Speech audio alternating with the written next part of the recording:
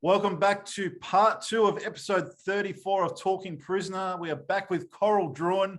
We ran out of time in part 1, and so today is all about Prisoner. Fans will be excited, and they're also in for a real treat today because Coral is going to break down the top 40 characters that she created on Prisoner.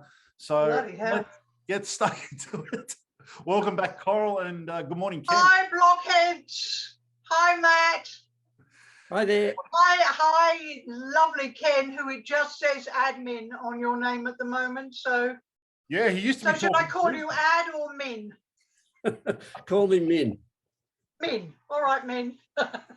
Now, just before we get into Prisoner, I just want to get your thoughts on the recent news of Neighbours, which I'm sure you've heard about. Yeah. What are your thoughts on that? Neighbours has been a phenomenal training ground for not just writers, but actors, crew, but all good things come to an end, you know, and really and truly, it's sad. I'll tell you a little anecdote about Neighbours, which is that 20 odd years ago when I was doing Home and Away, they have a fan page called Back to the Bay. Yes. And on Back to the Bay, I popped in sometimes, as I do on a couple of the prisoner forums. And we decided to hold a script writing competition for them to write a scene from Home and Away. And the winner was I think he was about 15 at the time, 15-year-old boy called Shane Asheev. And from that point, I took on mentoring him. And when I moved back to Melbourne in 2008 or whatever it was, we met up and we became friends. And even though he watched Home and Away, he was a Neighbours absolute fanatic, and his biggest desire in life was to become the script producer on Neighbours, even though at the time he didn't know what a script producer was. But he wanted to write for Neighbours or be involved with Neighbours. And he got to, I actually was part of a panel which chose some writers or some people to go and do a 6-week attachment to Neighbours, which is like doing an apprenticeship. You study how they do the scripts, and you're there and you make notes and work the photocopier and the coffee machine, etc., etc. Well, the current and the last script producer of Neighbours is Shane Asheev. Oh yeah. So he's been there now for 2 or 3 years. Wow. So he achieved his ideal in life, and that all came from him being a 15-year-old boy and entering a script competition. So I have to say that I know one of the fan questions is about how do you get started. Presumably you've got that one there, but I remember reading that one, somebody saying, can you give any tips to a young writer with no experience? Find someone who you know, or cultivate someone who you know. And if they have things like competitions or attachments or anything like that, put your hand up. People say, oh, attachments, it's virtually a way of getting an extra pair of hands or an extra brain in the office without paying them. But that's rubbish. If you were going to go and do a writing course at a college, it would cost you money. If you can get to do an attachment, you're right there at the coalface. You learn how it all works. And if you are any good, there's a chance you may get a job. In Shane's case, he and I met many times on what he thought were good stories, and I would tell him why it wasn't a good story, because it wasn't credible. It was what he wanted to happen. It wasn't what would happen. He was a very, very good student and very, very bright and very story generative. And he's heartbroken, of course, that Neighbours has been cancelled. All good things must come to an end, and it's time. The idea of what we call strips, which is soap operas that are played every night or 4 or 5 nights a week, it's gone. It's basically gone. It's the thing of daytime television in America, and always has been. Um, and interestingly enough, if you work on soaps or strips in America, because it's daytime, you never get a chance to become a nighttime writer. So you are, you know, revered and paid very, very well, but you are that's your niche, and you don't get a chance to cross over. So when someone like who you may have heard of, someone like Shane Brennan, who ended up as the showrunner on oh god, now I'm going to get it wrong, I think it's NCIS, but it could have been CSI. I mean, who knows? It's part of the alphabet, but I don't know what it is. So when he went to America, he could have worked in daytime television, in soap operas, but he knew that he would never get the chance to do anything else. So he chose, despite being an Augie Award winner and a very, very experienced writer here, he chose to go in virtually like a junior on a show which he wanted to take over.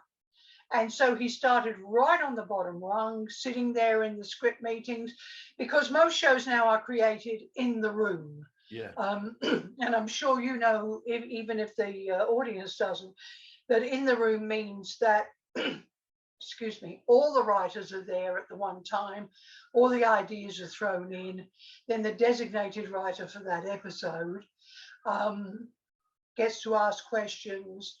But there's a hands-on approach from the writers, which is why so often in America, writers get executive producer status.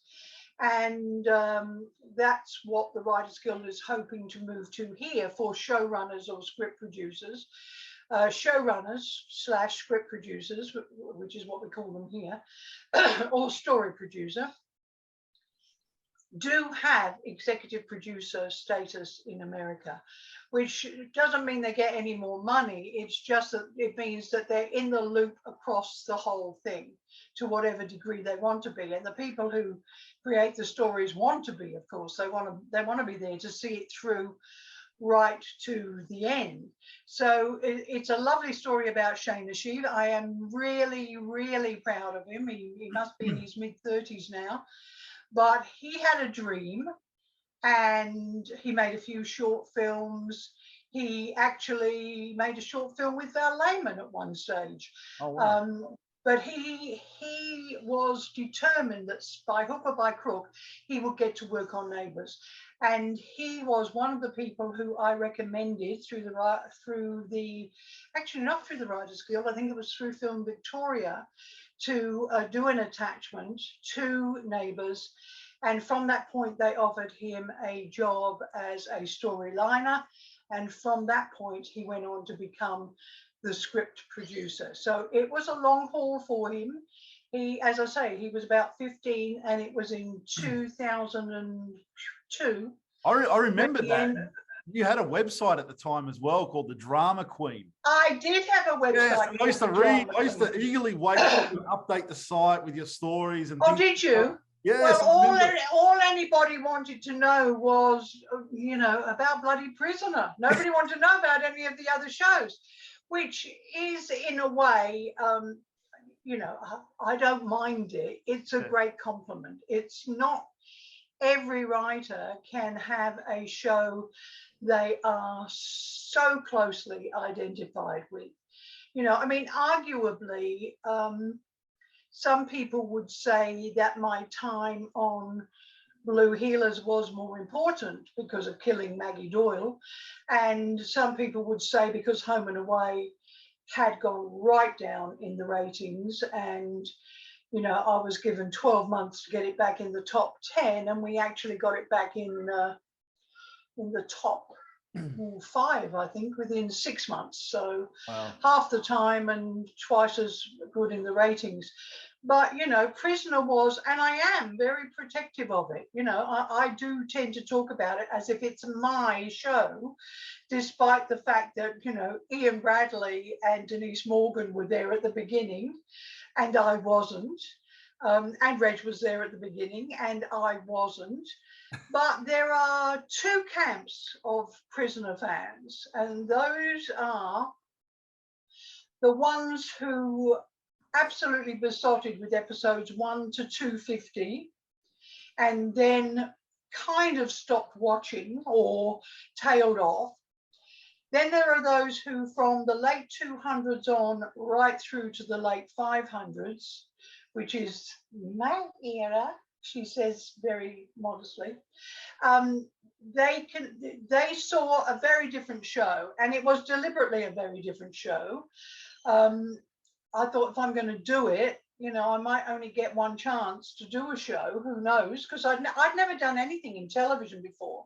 I was a theatre writer, and admittedly, I did a couple of episodes of The Restless Years when that was on, because there wasn't a place for me on Prisoner. But as soon as there was a place for me on Prisoner, I went across to Prisoner, and that was the first show in which I actually started creating stories. So there is that group of people who, from the late 200s, kind of from the time of the Freak, and I must hasten to add, because I've seen quite recently somebody say, "Oh, she created the Freak." No, I didn't. I don't know if I said this last time. Well, that's one of my questions, so we'll wait with that one.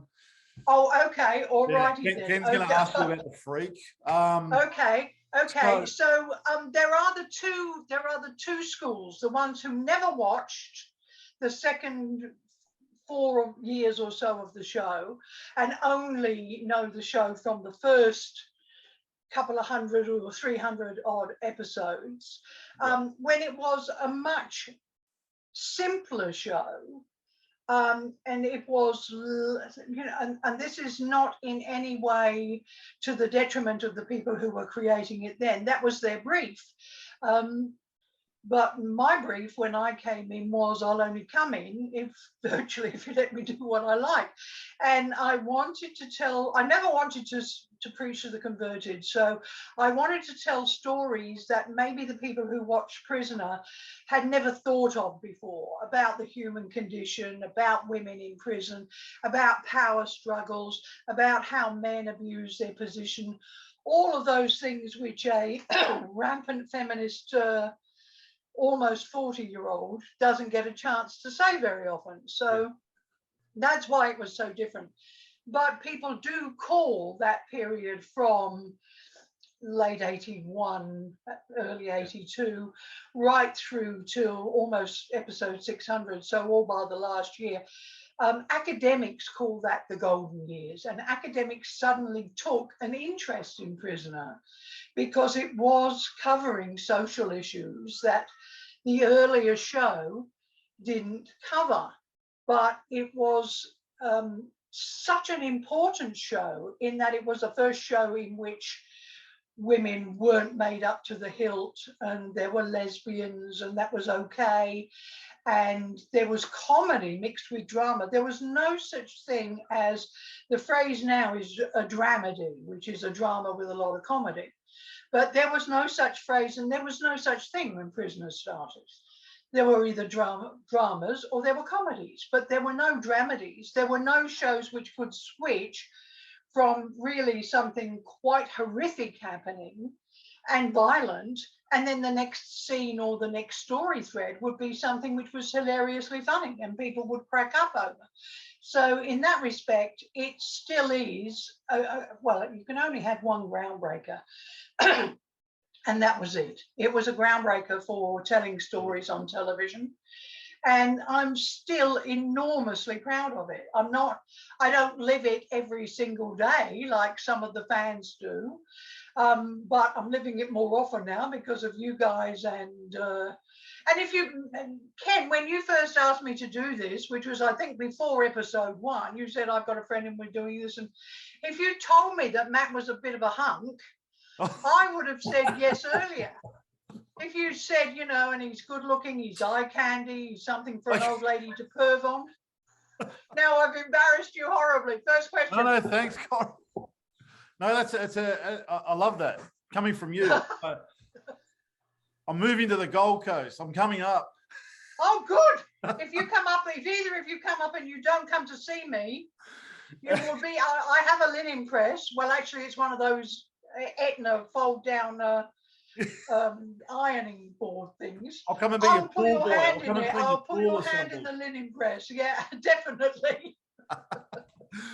No, thank you. Now, for the fans that don't know, and I'm sure there's a lot that do, how did you get your start on Prisoner? How did it start? How did you get the job? Obviously, you didn't have to audition for it. I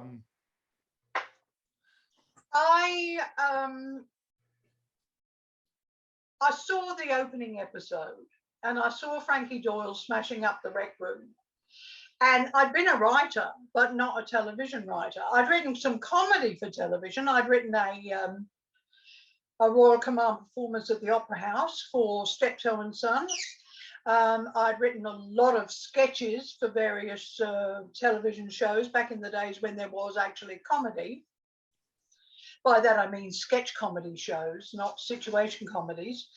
But I hadn't written any drama, and I saw that first episode of Prisoner and I thought, holy crap, what is this? And how do I get on it? And I happen to know that Ian Smith, who played Ted Douglas, of course, and was an associate producer and a script editor on the show, that he had gone in-house. He'd said, you know, I don't want to keep doing theatre, it's too many nights a week.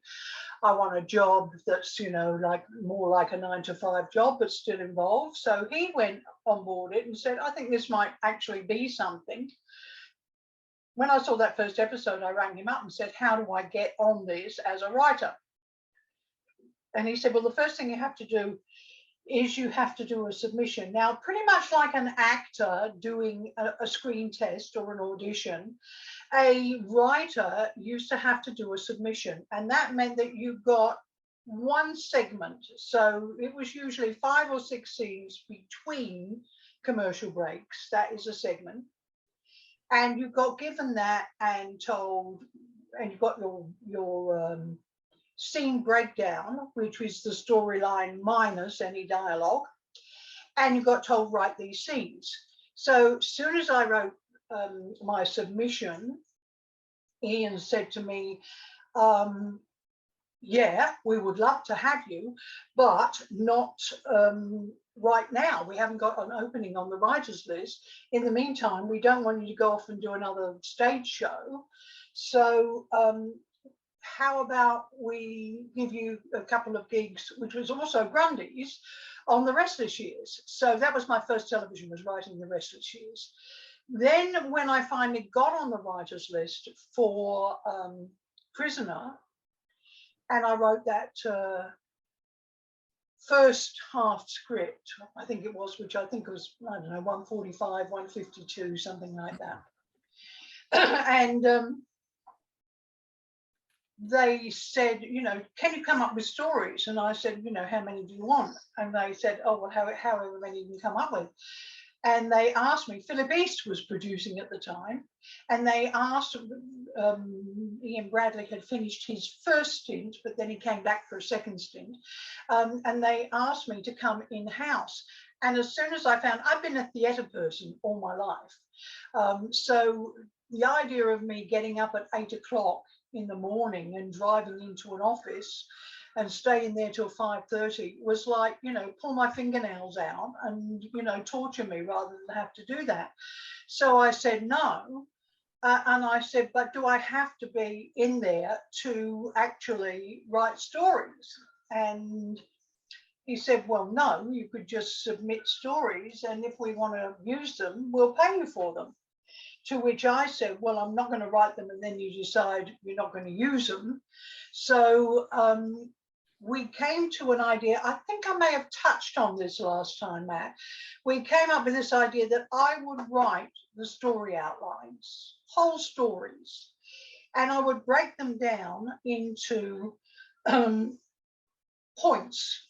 Each point, like a bullet point, was maybe 1 or 2 sentences long, and that was the basis for a scene. So a story could run anything from maybe 30 to 100 scenes. depending on whether it was a short run story or a long run story. Now, if you went in-house and you were a storyliner at that time, you got about $400 a week, which we're talking 40 years ago. So it wasn't bad money. It was darn good money 40 years ago. But I made a deal with them that they would pay me, whether they used it all or not, they would pay me $10 a point or $10 a potential scene. So I would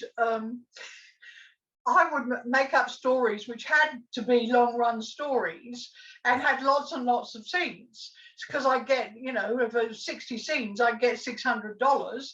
And because I don't know, it's just the way my brain is wired, stories come. I mean, even when I'm watching drama on television now, I'm thinking, no, that scene shouldn't be there. I would have gone this way. I can't help it. It's just the way my brain is wired. And that's why when I was looking up the characters I created, I was thinking to myself, I know I created Sonia Stevens and Kate Peterson. I know I did. And yet the F numbers don't gel with when I was in-house in charge of the department. And then I realized that those were stories that I wrote in point form. And that meant that I got paid for them without having to be in-house.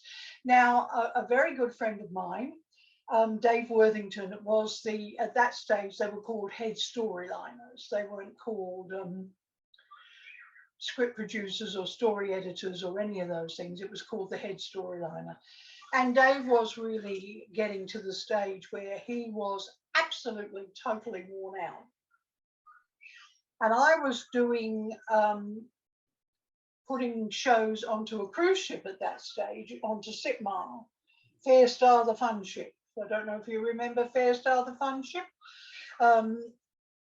I do remember writing an episode in the Susie Driscoll story, which is the first day when she goes, I wrote the script of the first day when she goes on the game. So the first day she's a prostitute, I wrote that script. And Ian Bradley was back at the helm by then for a short time, I think.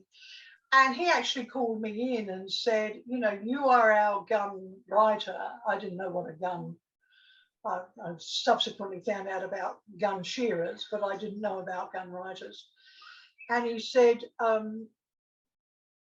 this script of yours, and I said, yes, expecting to be praised to the heavens. He said, I don't think, even though it's gone reasonably painlessly, that Susie Driscoll is going to come back to the halfway house, and when people ask her, how was it, say, oh, I had a great day, or some such. She's just been selling herself to men for the first time. And he said, maybe you need to take a break, because Dave tells me that you're doing these shows on Sitmar and that you're up to the hilt in work, etc. Well, it was in the scene breakdown that Dave had prepared that Susie comes back and says it was painless and she had a great day. And me being in a hurry to get the script written, I just took the line and put, oh, I had a great day in it. And when I went to Dave, who was a friend, and would also be a very interesting person for you to get on here if you can track him down, and said to him, you bastard, you know, I followed your lead on this and I got hauled over the coals. And he said, you know what, my brain is just not, I've just hit the wall, and you know, I'm going to chuck it in. Oh, wow. And funnily enough, he went off to do theatre restaurant things. I stopped doing theatre restaurant things and came in-house, and he left being in-house and went off to do theatre restaurant things. So he said, I got to get back to doing, you know, live things. I can't do this stuck in an office all the time. And he said, if you want to take over. And I said, not really, I'm not an office person.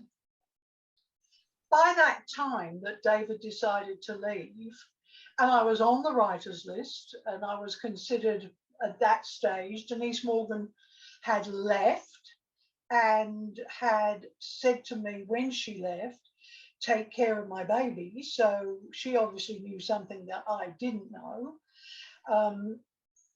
But they said to me, I think it was John McRae. It could have still been Ian, but I think it was by that time John McRae. And they really headhunted me to come in-house. I've been headhunted that many times and then fired later for being impossible. And I said very cheekily, because I've never done it before, I didn't even really know how you did it, but I knew enough because I'd been doing the stories in breakdown. I'd been, you know, seeing that 2 lines could constitute a scene, and all you had to do was expand on that to say what else was going to be in the scene. So I virtually said, yes, I will come in-house, but only, but I won't come in-house as just a storyliner. I'll come in-house if you give me the department. And I think because they were desperate, not because I was so good, but because they were desperate, they said, okay, come in for 6 months and see how you go. At the end of 6 months, I thought, I want to be a producer, because nobody remembers who tells the stories, but people remember the names of the producers.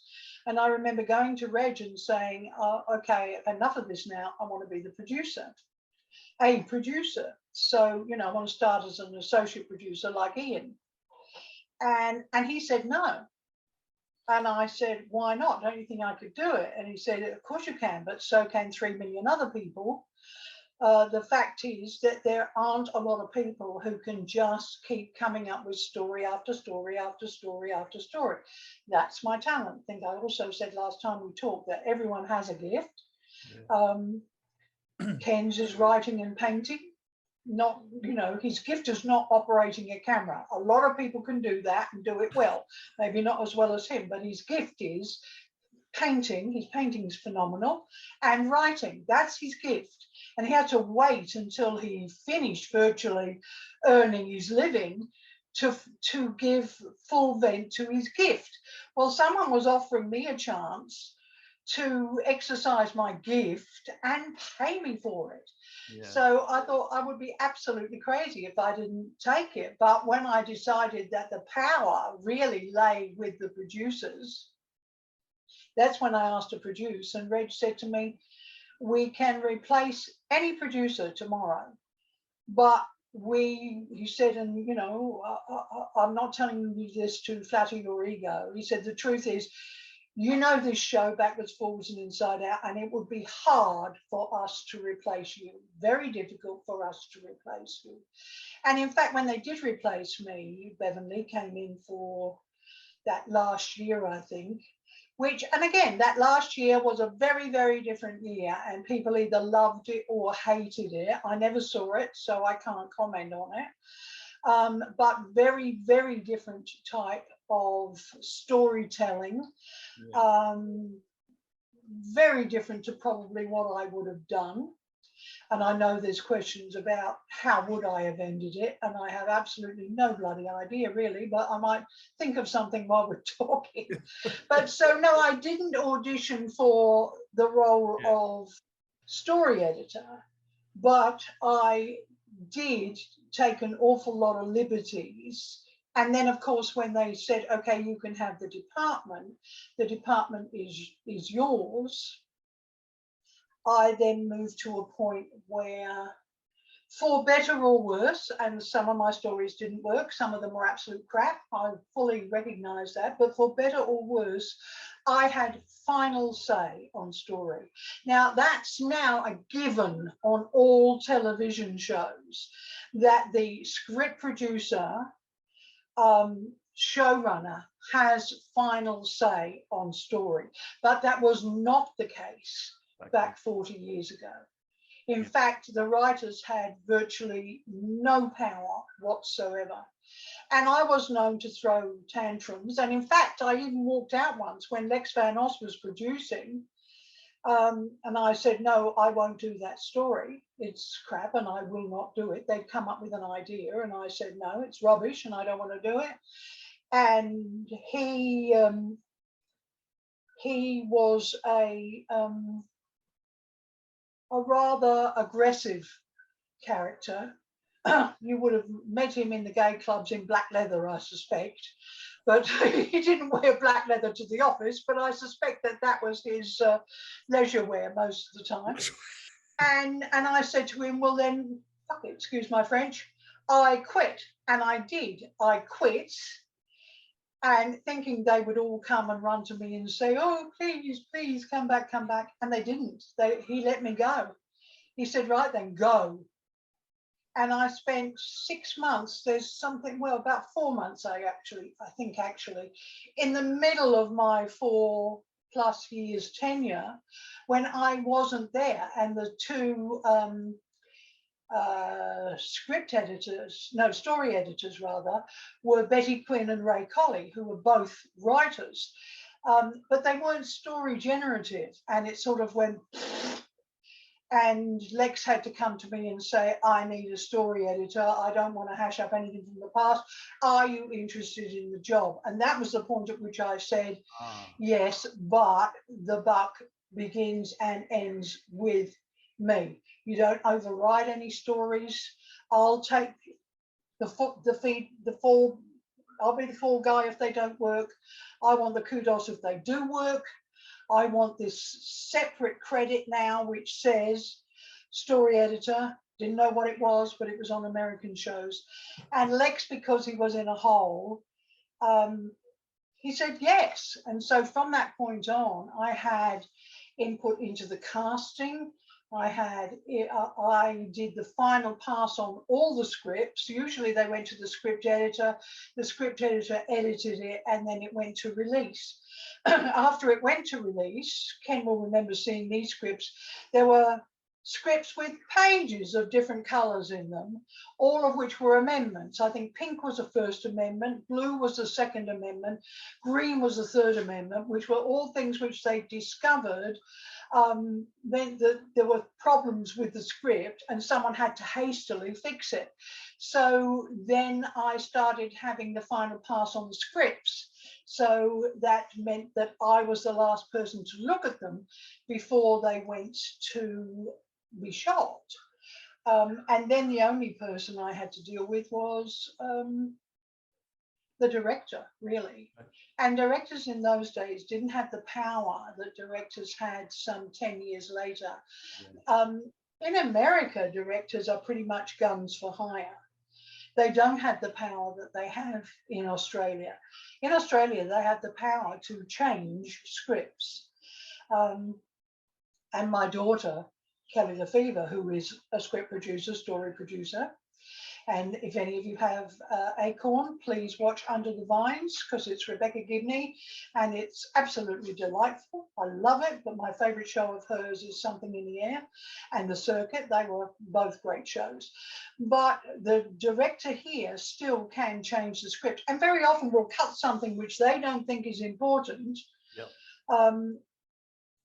and end up killing the entire story.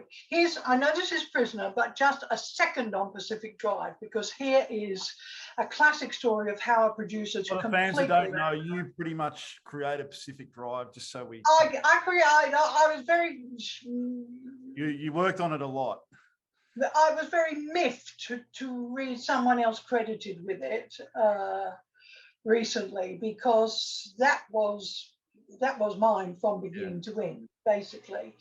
And what I was wanting to do was to do something which was rather slick and sophisticated and kind of Melrose Place-ish, but with the tongue firmly in its cheek, and even to a point of directing the camera where, for example, it would say, we are tracking in on the front entrance to the casino on the Gold Coast.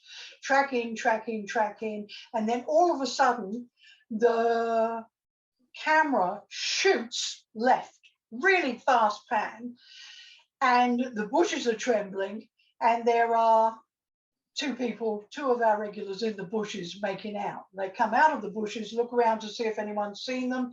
He's got her panties. She doesn't want to take them because there's people walking past, and so he puts them in his top pocket like a handkerchief, and the two of them walk into the casino. So it was what we would call swishy. It wasn't like Neighbours. It wasn't or the Archers in England. It wasn't an everyday story of people in the suburbs. It was meant to be sophisticated, swishy. But we had a story on the Pacific Drive where Russell Crowe's ex-wife, Daniel Spencer, played the character of Callie, and the wonderful, oh my God, and I've forgotten her name, but it will come to me as I'm talking to you, and a wonderful actress, leading fire, Libby Tanner, right, thank you, Libby Tanner. Libby Tanner played Zoe. Now, these two girls shared a flat, right? And I had written a scene in which Zoe is exploring her sexuality and realizes that she might be gay, and realizes that the person that she's, am I allowed to say prick tease? Yes, I am, because I've just decided I am. She's meant to be. It's your show. She's meant to be the prick tease. She has lots of dates, but she'll never come across, and so she ends up getting herself in difficult situations. And so she's a prick tease, but a virgin at 24. And she's decided that the real reason for that is because she's attracted to girls. So I had this scene of them in their flat, and it's late at night, and they've got fluffy slippers on, and they've got face creams on, they're giving each other face masks, and they're drinking hot chocolate, and it's a scene in which they're laughing and they're joking. And then Zoe says to Cal, there's something I have to tell you. I love you. And Cal says, of course you do. I love you too, always have. And she says, no, this is different. I actually love you. And of course, Callie freezes and goes, oh. Now, that's a big scene, and you can see why I put it where I put it, right? You can see why it's an intimate scene, needs to be in their comfort zone, etc., etc. The director, Bill Hughes, God, I'll never forget this. I don't remember the good things that happened with directors, but I remember all the bad ones. The director, Bill Hughes, said, I haven't come up to the Gold Coast to shoot inside a studio at night. And it was an episode in which we'd done the from dawn to dusk thing to death, and I wanted to do something different. So it was a nighttime episode. It started with the young gigolo, the young boy from the country who turned out to be a young boy from Canada, because they wanted this Canadian actor so they could get a pre-sale to a network in Canada. So the boy from the country who'd never seen the sea turned out to be a boy from Canada who'd flown for 16 hours over the sea. So it didn't have quite the same effect. But anyway, this director said, I'm going to make all these scenes day scenes. But he never consulted me about them. And so that and so instead of making it from dusk to dawn, and the episode ending up with the young Canadian gigolo being beaten up in an alley, it was a daytime episode. And the scene where Zoe tells Cal she thinks she's in love with her, so virtually she thinks she's a lesbian, was taken, they laid, get this, Ken, they laid 80 foot of track along the marina at Marina Mirage, and they did a long tracking shot of the two girls walking past all these multi-million-dollar yachts. That scene would never, ever, ever have taken place in that place. Those girls would never, ever, ever have had that conversation in that place. So part of the thing that's so important, and one of the things that I impressed on Shane for Neighbours, is always set the scene where the scene would happen. unless you have a reason for not setting the scene where the scene would happen. Like if one of the guys wants to break up with a girl, you might set it in a restaurant, but the rationale for that might be that he wants to break up in a place where she won't make a scene. Whereas if he tells her in private, she's liable to make a scene. So that, I don't know how I got onto that, but that was something I suddenly remembered. Get back to the question. Sorry. All right. So, well, on Ken's we answered, so we'll move to the next one, which I'm going to change a little bit just for the fans, because a lot of fans do comment on it. If you can just explain when you say the department. Now, a lot of people think that, you know, because of American TV shows, the writers and everyone, they're all in the one studio, they're all together, whereas Prisoner wasn't like that. They were no, it wasn't, and no shows were like that at that time. I think I talked in the last time we talked about Neighbours and the fact of Ken asked me what I thought of all the actors on Neighbours. Well, I never met them because we were never at the studio. The only time we went to the studio was if there was a new set, because we had to see how it functioned, what logistically could be shot there. So just getting a floor plan saying 8 by 15 space was no good to us. In a show which is either a 2-hour-a-week drama like we were on Prisoner, you have the crew who are largely paid by the studio. That is the studio's commitment, is to pay for the crew. And they don't come into the offices. They work solely at the studio.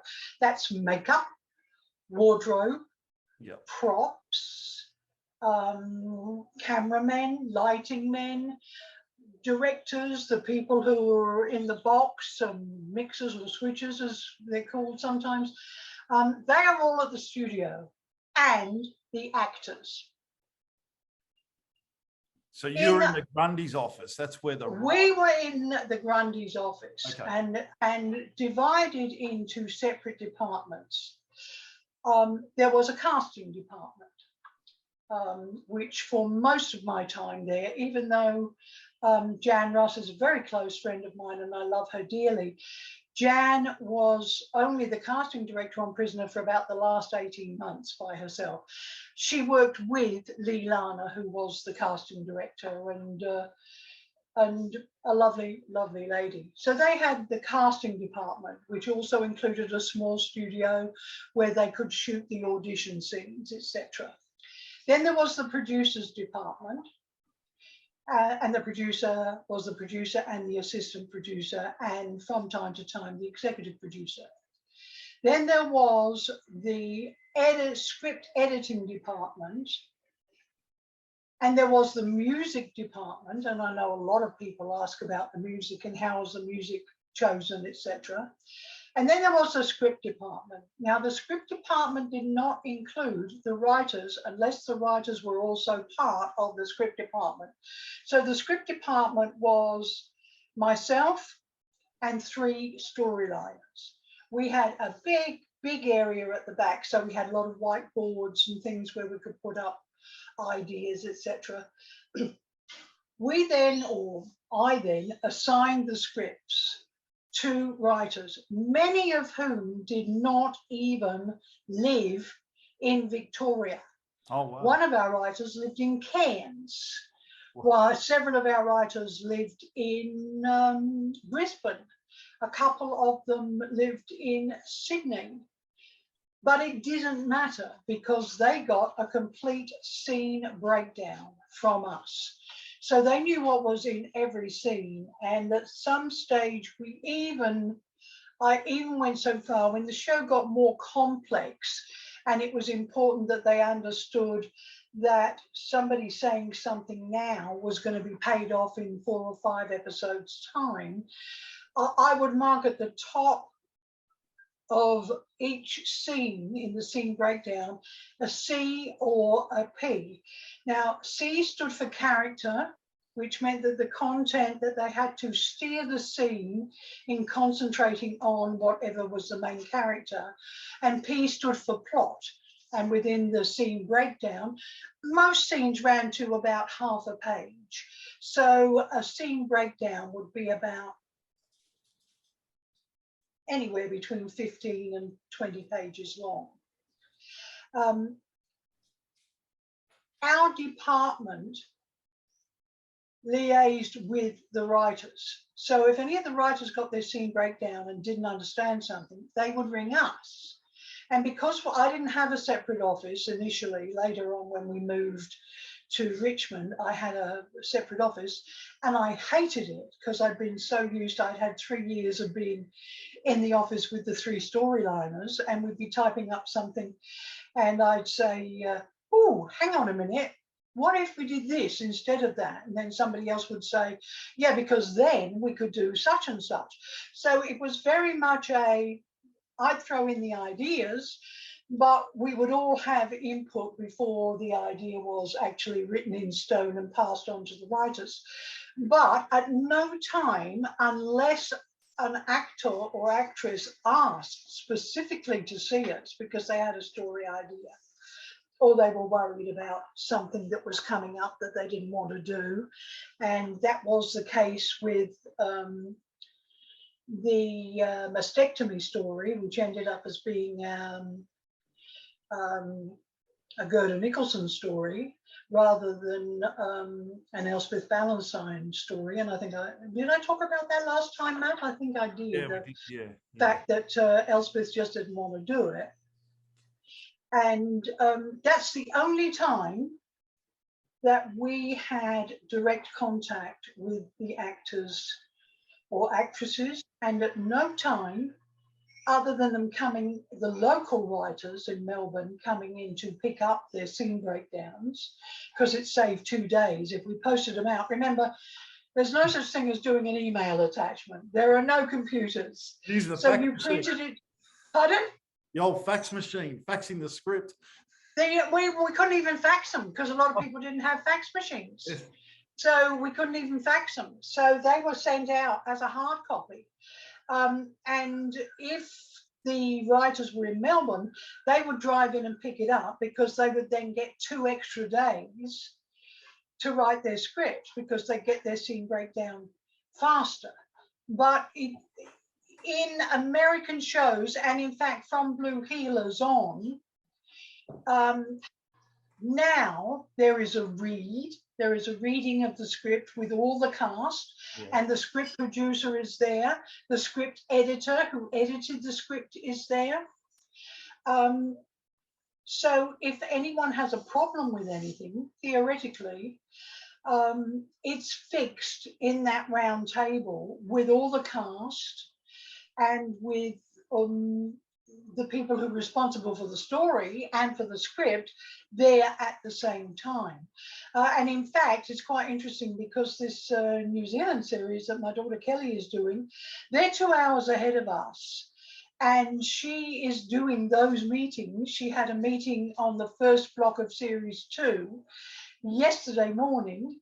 And because they're in New Zealand 2 hours ahead and the show shot in New Zealand, her Zoom meeting started at 7 a.m. Well, let me tell you, my daughter is someone who could sleep for Australia in the Olympics, and unless she had to, wouldn't get out of bed until 10 o'clock in the morning. She has to be on Zoom with all of her faculties working at 7 a.m. But no, it didn't work that way. Very often, we would have a script editor wander down from the front half of the building down to the back half of the building and say, I'm editing this script and I can't make sense of what this is that the writer has done. But bear in mind, at that time, we didn't even see the scripts. So if there was a case of the script editor not understanding what we had intended in the scene breakdown and the writer also missing it, it just went through and it got shot. And those are the times when the avid fans will pick something up and say, But hang on a minute, that doesn't follow on from the previous episode. That doesn't make any sense. Well, if everybody had done their job, it would have made sense. But if one person falls down when you work in that system, then the whole thing falls down. And the intent, and I go on all the time about protecting the intent of the story. You know, what's the story trying to say? You know, and therefore protect that. That's the first thing you have to protect, is whatever the story is trying to say. But no, sorry, folks, I didn't get any autographs.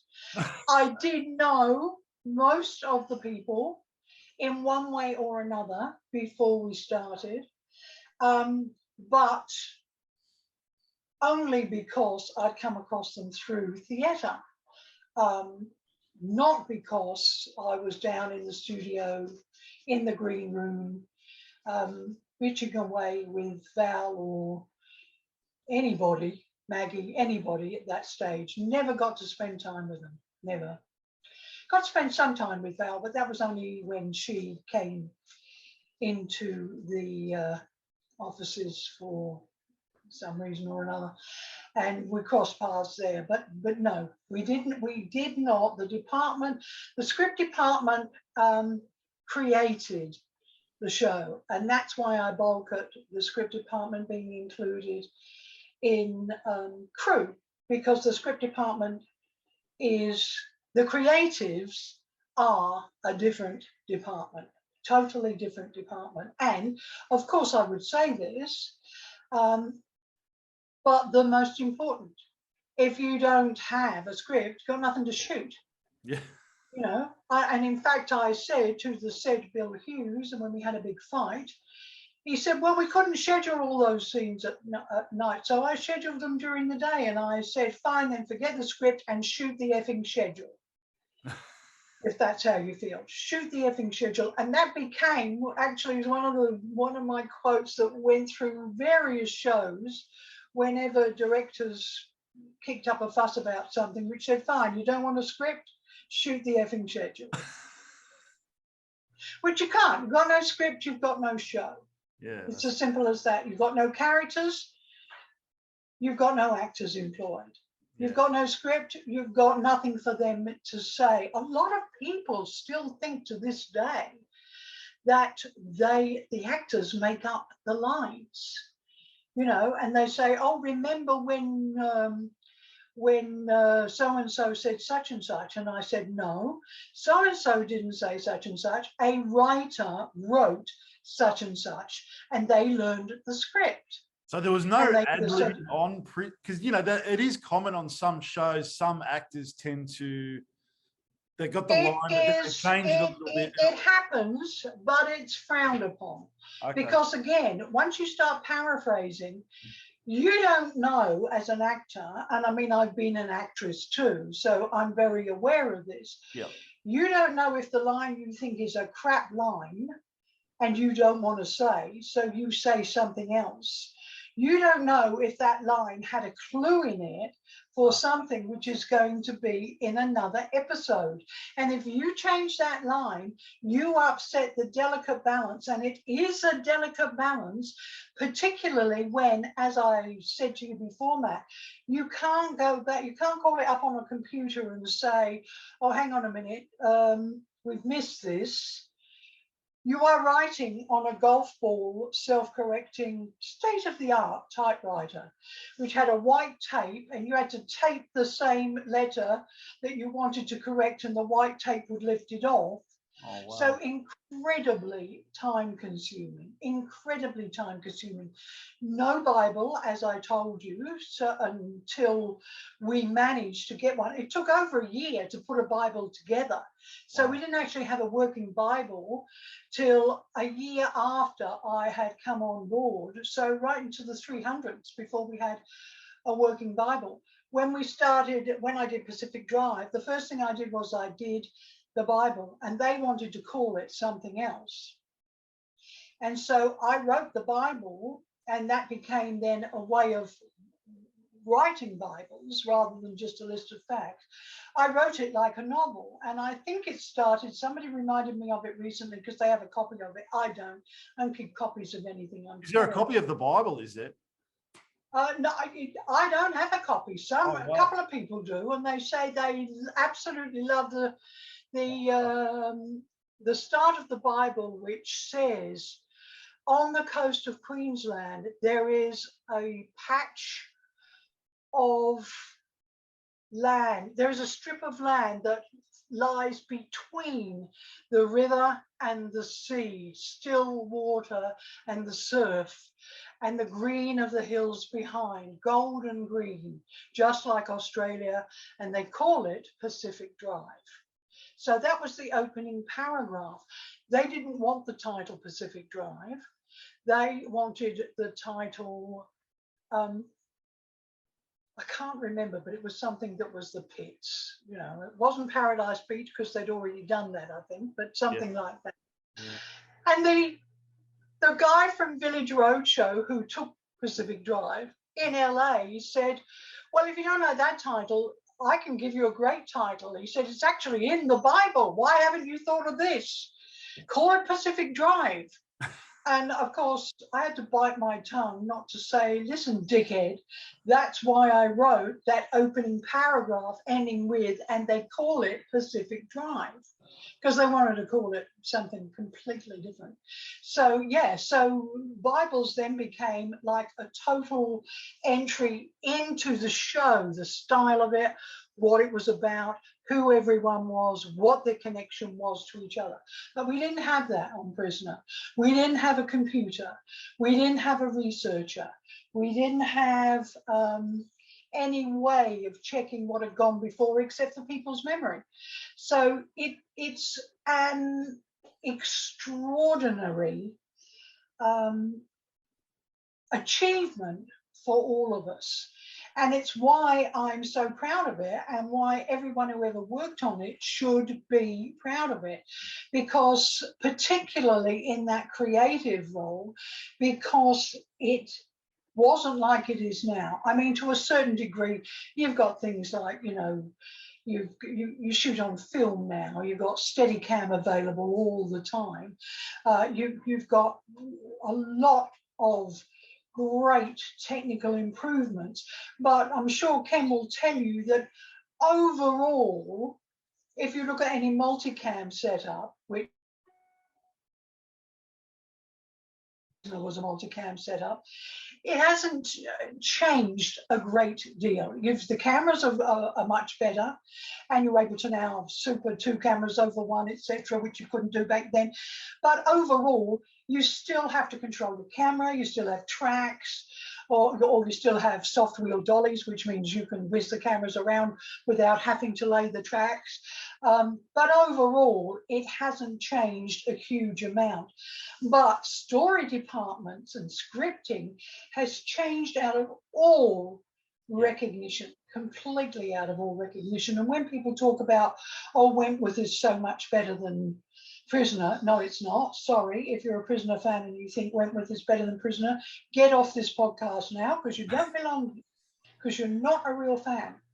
When people say that, they need to be reminded that without Prisoner, there wouldn't have been a Wentworth. That Wentworth in its 8 seasons, did 8 seasons, I think, same as Prisoner did 8 seasons, but they only did something like 10 a season. Yeah. Whereas we did 92 episodes a season, 692 episodes over the same time that Wentworth has done 80. And without Prisoner, there wouldn't have been a Wentworth. And they had it all. They had all the old Prisoner stuff. They have computers. They had researchers.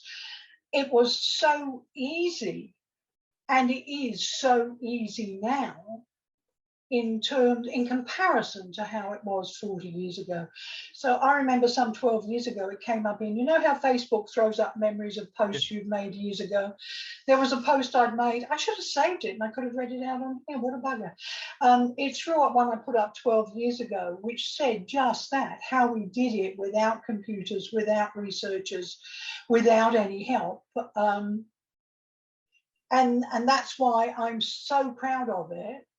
And that's why I am ferociously defensive of it, to the point of slapping down people who criticize it, even though there are a lot of faults. But the miracle is that we did 2 hours a week at all. And Ken will tell you, we had 4 days in studio and 3 days of, so 3 days or 2, Ken, on location? 2 and 3 sometimes, and it was 3 days in studio. Only 3 days. How many? 3. 3 days in studio. Okay, but that was shot over 2 weeks. So the 2 hours was shot over 2 weeks, and in week 1, you would be doing the location, or the OB, outside broadcast as we called it back then. You would be doing the location for the stuff that was going to be in studio the following week. So you were shooting totally out of sequence, completely out of sequence. And in a lot of cases, you didn't have access to it's not like offline editing became with Avid and all that stuff, that you could go into an editing suite and say, pull me up scene 14 in episode such and such. You couldn't do that. So you'd really have to rely on the cameraman or whoever was on the floor to say, were you on OB last week? What happened in that scene on OB? Because it's a follow-on or it's a prequel to this scene that we're now shooting in the studio. It was impossible. The wonder isn't that it was good. The wonder is that we did it at all. No other show has done 2 hours a week anywhere in the world under those circumstances. No other show. Even to this day, no other show has done 2 hours a week under those circumstances. It was totally and completely groundbreaking. So there, Wentworth fans. I mean, what an honour to have Ken on hosting this podcast with me, who was there from day 1 to episode 100. I know, and I don't know, did I ever meet you, Ken? Did I ever meet you? No, I mean, that's just bizarre. And Ken even worked on my dad's television show. I don't think I even met him there either. But it's bizarre that now. But you were on that television show. You sang. I was on Time for Terry. Yeah, I was on Time for Terry and Nighttime for Terry quite a few times. But no, we didn't. You know, the departments were separated, and we did our own thing. I just realised I'm showing a lot of very tanned shoulder, which I'm not sure is appropriate for a daytime program. We're not shooting at night yet. Pardon? This is a daytime program. We're not shooting at night. Yes, I know. And I suddenly realised, oh, you've got brass straps showing and everything. Good luck. I'm just keeping an eye on time because Ken does have to be gone by roughly 3. So maybe we'll pick a question each, Ken, and then get into the character break. Oh, right. Yes. What's the time now? 1 o'clock your time. Just after 1. But I'm thinking Ken's question should be about the fruit. No, your question is next, which is the fan favourite scenes. The fan favourite scenes. No, I was going to pick a question myself, and you pick. You take on the freak question. Just moving ahead a little bit. Sorry, just so we don't run out of time with the. Moving ahead a lot, maybe because I can't find it. You ask. Ask me a question, Matt, while Ken looks for. Don't listen to me, Ken. Look for your question. Oh, I'll read it out. Okay, so you worked with Ian Bradley, who we spoke to in episode 4 of Talking Prisoner. Ian basically took the show over from Reg on episode 2, as Reg said the show was depressing him. And Ian told us that he created the character, the freak, Joan Ferguson, but obviously other people took it over, which was yourself. Yeah. So can you tell us that transition from when you took over Joan and how that all come about? The fans. Okay, well, number one, even though you're the experts, can you remember roughly how long after the freak came in Vera left? Oh, I think it was very early Vera left. There was a big gap in between. Yeah, there was a gap between Vera and the Freak. Yeah. So Ian was a very good friend of Maggie Kirkpatrick. And Maggie Kirkpatrick had auditioned for Prisoner and had not got the role. She auditioned for Vera. She auditioned for Vera. Yeah. So when Vera was leaving, Ian did create the character of the Freak. She was not called the Freak. She was just called Joan Ferguson. And she was, like most of the characters then, they were part of that, what I call the first half of Prisoner, where it was meant to be, 2 hours of entertainment. It wasn't meant to be deep and meaningful. And so the characters tended to be a little bit one or at the most two-dimensional. And Maggie Kirkpatrick is a very good actress. And he said, she'll be a nasty and we'll work on her as we go along. I wrote the episode, or I storyline or scripted the episode where she puts on the black gloves.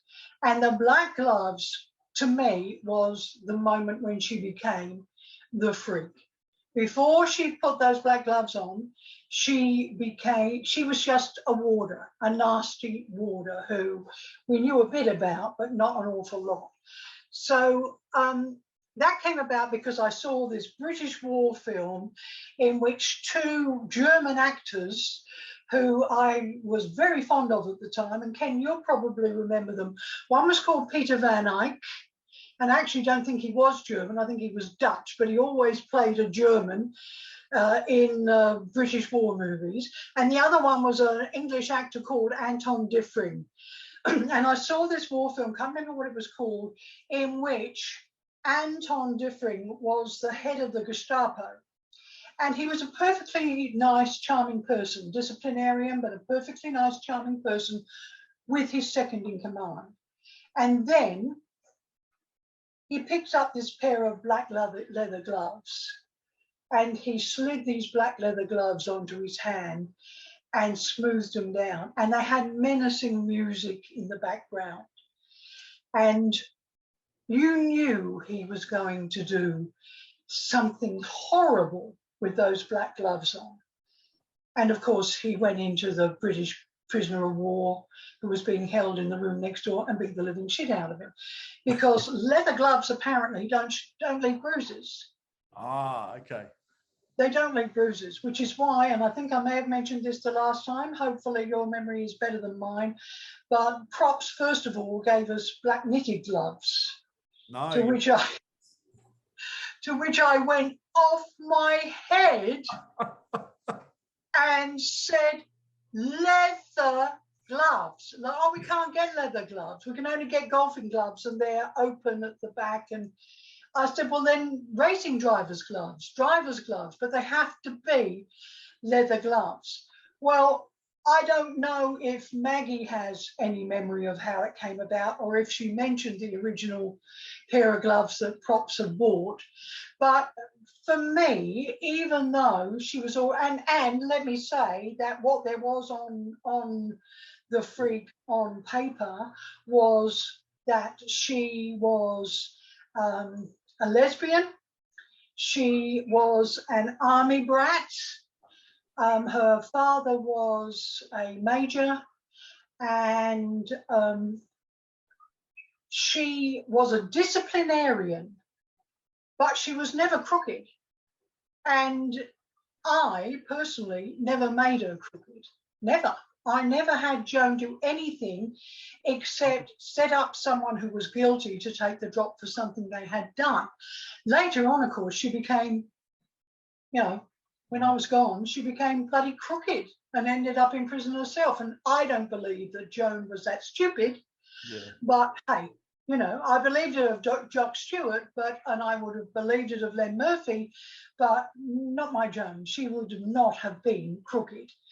But when we put the black gloves on, all of a sudden, and I remember Maggie once saying, all I had to do to get in character was put the black gloves on. And so I know that for the actress, the black gloves made the freak. And I put the black gloves on her, but I did not create the freak. Ian Bradley created the freak. And I often get credit for creating the freak, but I didn't do that. I made the freak who she was, but I did not create her. Ian Bradley created her. Maggie introduced her. And I don't think it was until about her third appearance that she put those black gloves on. Yeah, yeah. And the second she put the black gloves on, and it was only because I'd seen this British war film, she became the freak. And from that point on, all we had to do, and you know, television drama is a visual medium, and we say about film, don't say it if you can show it. So it was the same for me with television. Don't say, I'm going to beat the living shit out of you, if all you need to do is to have her get the black gloves out of the pocket, pull them on and say, right then, I think we have a problem. Yeah. And you knew she was going to do it. You didn't have to spell it out. And that was one of the things that I was very big on, was trying to get rid of spelling it out. And the gloves were the best prop we ever had. They were sensational. And I think Maggie went through about 4 or 5 pairs of black gloves. I don't know, did she remember much about the gloves or anything when you... Yeah, she did. Yeah. She, you know, she knew that she was a freak when she put those black gloves on. And she loved it when we gave her more to do that was with a 3-dimensional character, which is why I gave her the Terry Malone story, a girl she could fall in love with, and we could actually feel sorry for her. But that was really dangerous areas. I mean, I was called there used to be a newspaper, you'll remember it, Ken, called The Truth. Oh, The Truth. You remember The Truth? Well, The Truth did a big article on me that I was a pervert and somehow was corrupting children, and, you know, I put lesbians, and I was justifying lesbians by saying that she had a genuine affection for this woman, and then I'd made the other lesbian, you know, a ratbag. I'd made Terry a ratbag who hurt her and everything. But it was all an attempt to humanize the freak. So she was a 3-dimensional person. If she hadn't been 3-dimensional, if Maggie hadn't played her so well, we'd have got tired of her within about 100 episodes, the same way as we got tired of Jock Stewart and we got tired of Len Murphy, because we knew that everything was just going to be them doing something lousy, something rotten to one of the prisoners. I have to say with your writing with Joan Ferguson's character was brilliant, because you always felt sorry for her as well. With all the bad things that she did, you still felt sorry for her. Well, I always did feel sorry for her. There was nothing which said this, but when I looked at the little paragraph there was on her, army brat, father a major, never stayed very long in one place, so never formed friendships, I thought, that is really sad. That's awful. And I related to it in a certain way, because when I was young, I was always on tour with my mother and father. We were on tour going to different theatres, and I was homeschooled by my parents for a lot of years. Then when I finally went to school, I found that I was like about 4 years ahead of the British education system, and they didn't know what to do with me. Oh dear. But, you know, I felt that she was a sympathetic character, and I understood how, because her father was a stickler for discipline, she was only play by the rules. You know, if you break the rules, you pay for it.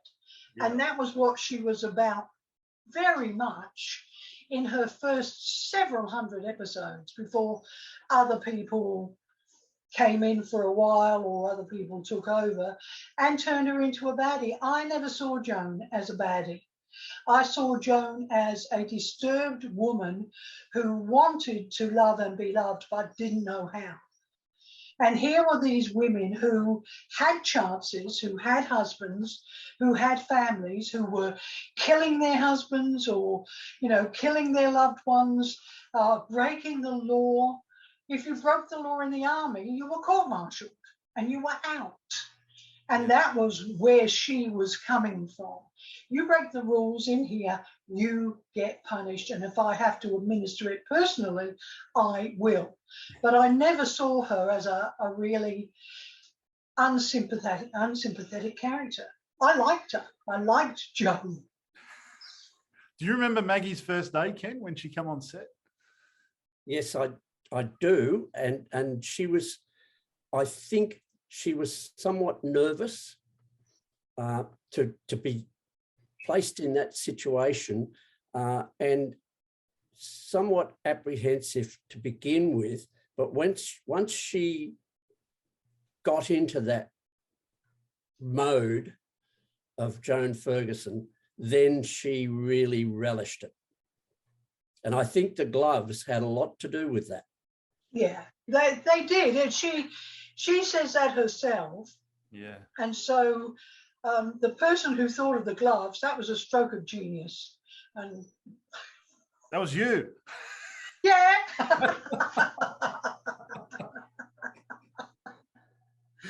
But also, I think it was, I'm trying to remember who gave her the name The Freak. And I think it might have been Chrissy Latham. I seem to remember we need to give, coming up with that nickname for her, we need to give it to someone who is smart and witty. So it's not going to be Lizzie who names her The Freak. It's not going to be Val who names her The Freak. Sorry. What's her name again? Amanda. B. Smith. It's not going to be B. Smith who names her The Freak. It's got to be someone who's witty and smart. And I think it was great. I never gone back and had a look at it, but I'm sure someone watching this will tell us. I'm pretty certain it was Chrissy Latham who said she's a freak. She's not an officer, she's a freak. And from that point on, they said, look out, the freak's coming. So, amazing. So the combination of the nickname and the gloves virtually cemented the character for how Maggie played it.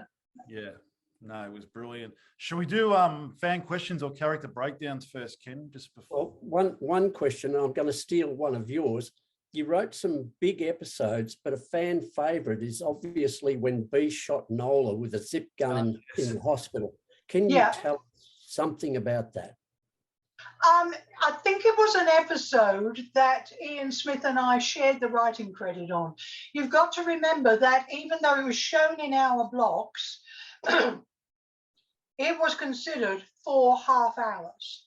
So that if Grundy's ever needed to, they could strip it across 4 nights a week. So often 2 of us would take a script and one would write the first half and one would write the second half. Now, I think Ian actually wrote when B shot her with the zip gun, but we were in need of B to do something that was dramatic and would get her into more trouble. And I think it was Carol Skinner who played Nola. Who played Nola. Carol wanted to leave to do a show or something, I think it was. And so she had asked for something like 3 months out and said, then I'll be interested in coming back. Oh. And Grundys were very strange about that. They never wanted to leave stories open to the point where they could be coerced into taking someone back or held to ransom if they did take someone back. If they said to someone, oh, we'd like you to come back in for another story. And then the person would say, oh, have you got the story? Yes, the story is such and such. And then the person could say, okay, but I want X amount of dollars to come back. So because Carol wanted to go at that stage, even though not necessarily permanently, and because pardon? Oh, so she wanted to come back. She never wanted to be written out. No. She mooted the point that she wasn't necessarily going for good. Oh, wow. She wasn't necessarily going for good. But they said, well, do you want her back? And I said, well, I don't know, because I don't know how this is going to unfold. Don't remember what number that ep was. Do you remember, Ken, roughly? Yes, it was episode 369. Okay, so at 369, we already knew that there was a chance that we were going to lose Val. She had been threatening it for a long, long time. And we knew that there was a chance that we might lose her. Now, there was talk in the story department, because we knew we might lose her, that we may move Nola into the top dog situation. But when Carol said she needed to take the break, and that break would have been a 6-month break. And if you remember, B left in episode 400, which is not 6 months from episode 2 episodes a week for 469. We thought, oh, holy shit, we may end up, getting shot of B and not having Nola either. And then how do we write B out? So I did tell you, I remember I told you last time that I spoke to you, and I don't know what Ian Bradley had to say about Val, but it was not a happy relationship. And he had asked me to write her out in the minimum number of scenes I possibly could. And it took 3 scenes in which she didn't appear to actually write her out.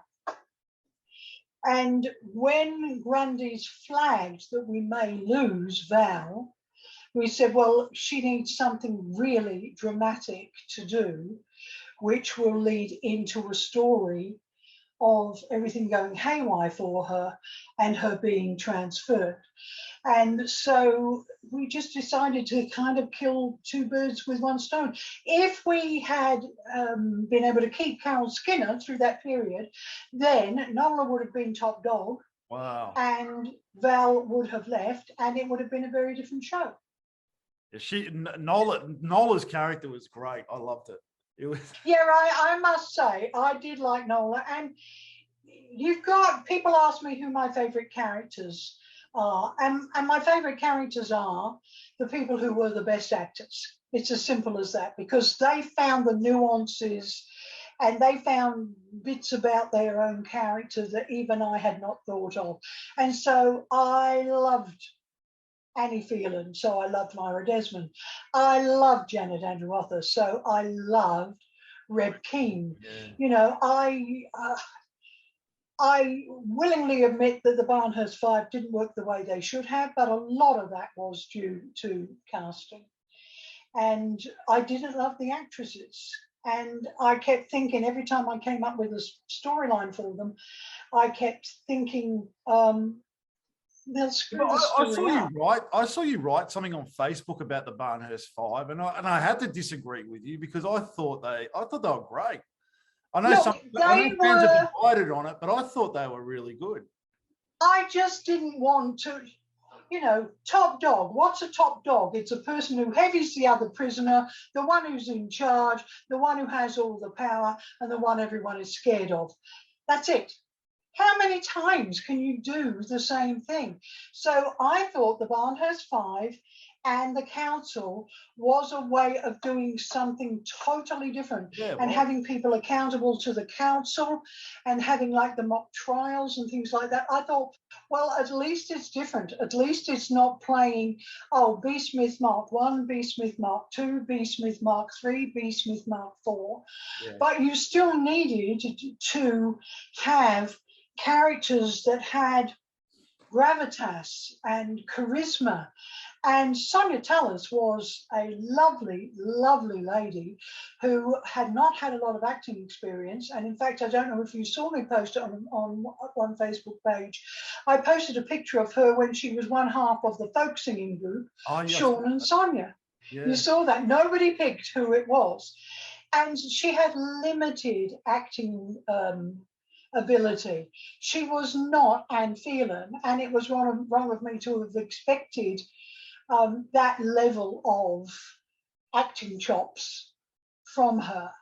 And because B had been so set in stone and Val had been playing her the same way for so many episodes, it was pointless saying to Val, you know, we want to change direction. I did try the psychic story, the Zara Moonbeam story. You know, I did try to say there are other sides to B.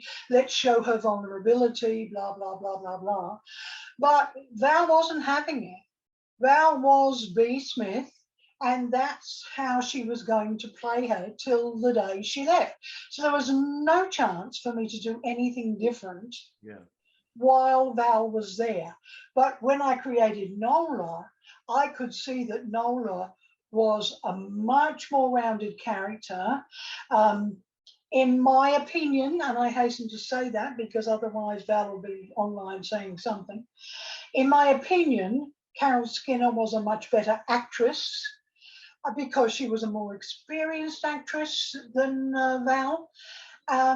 And she was also more flexible, more willing to explore things than the character of B was. And so when it looked like I was grooming Nola to become the next top dog if Val left, but then Carol said, oh, you know, no, I'm not going to be available for the next 6 months. And it was like, well, you know, we can't have no top dog for 6 months. We have to have a top dog. Yeah. There has to be one. And so all those plans to replace B with Nola went out of the window. So that's answering your question as best I can, Ken. Just memories coming to me even as I talk about it. It's amazing how things come back. Now, I'm going to, just before we get into the character breakdown or the fan question, I'm just going to throw something at you because on the 25th of August, 1983, this episode aired. It's episode 391. Now, I think the Australian government probably should have come to you when COVID-19 hit because you predicted this back in Lassa fever. Lassa fever, which is a real fever. It's an acute viral illness, which they still don't have a vaccine for. They don't. And it is 100% deadly. I mean, we had people recover from it. But in Africa, you get Lassa fever, that's it, you're dead. Yeah. Now you put Wentworth into lockdown. I did. Back then. And quarantine. It was quarantine. It was. I have to admit that the last 2 years has been like 35 years deja vu, or nearly 40 years deja vu.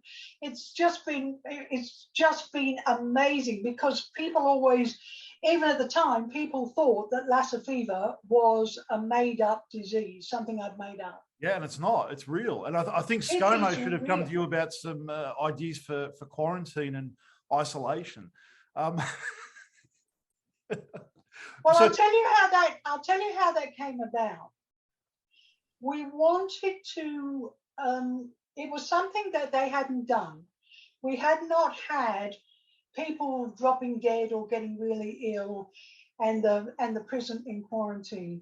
And my attitude to stories is always not what has happened that we can do again, but what hasn't happened, but conceivably could possibly happen.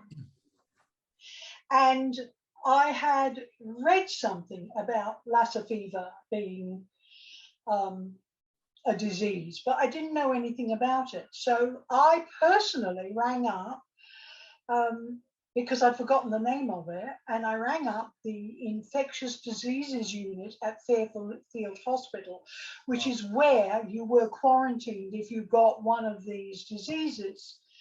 And I said to him, is there some, I told him who I was, and I said, is there something which could put the whole prison into lockdown? The screws, anyone who was visiting there on the day, just close the gates and that's it. They don't get out. Wow. And he said, well, what sort of thing were you thinking of? And I said, well, preferably something that is visual.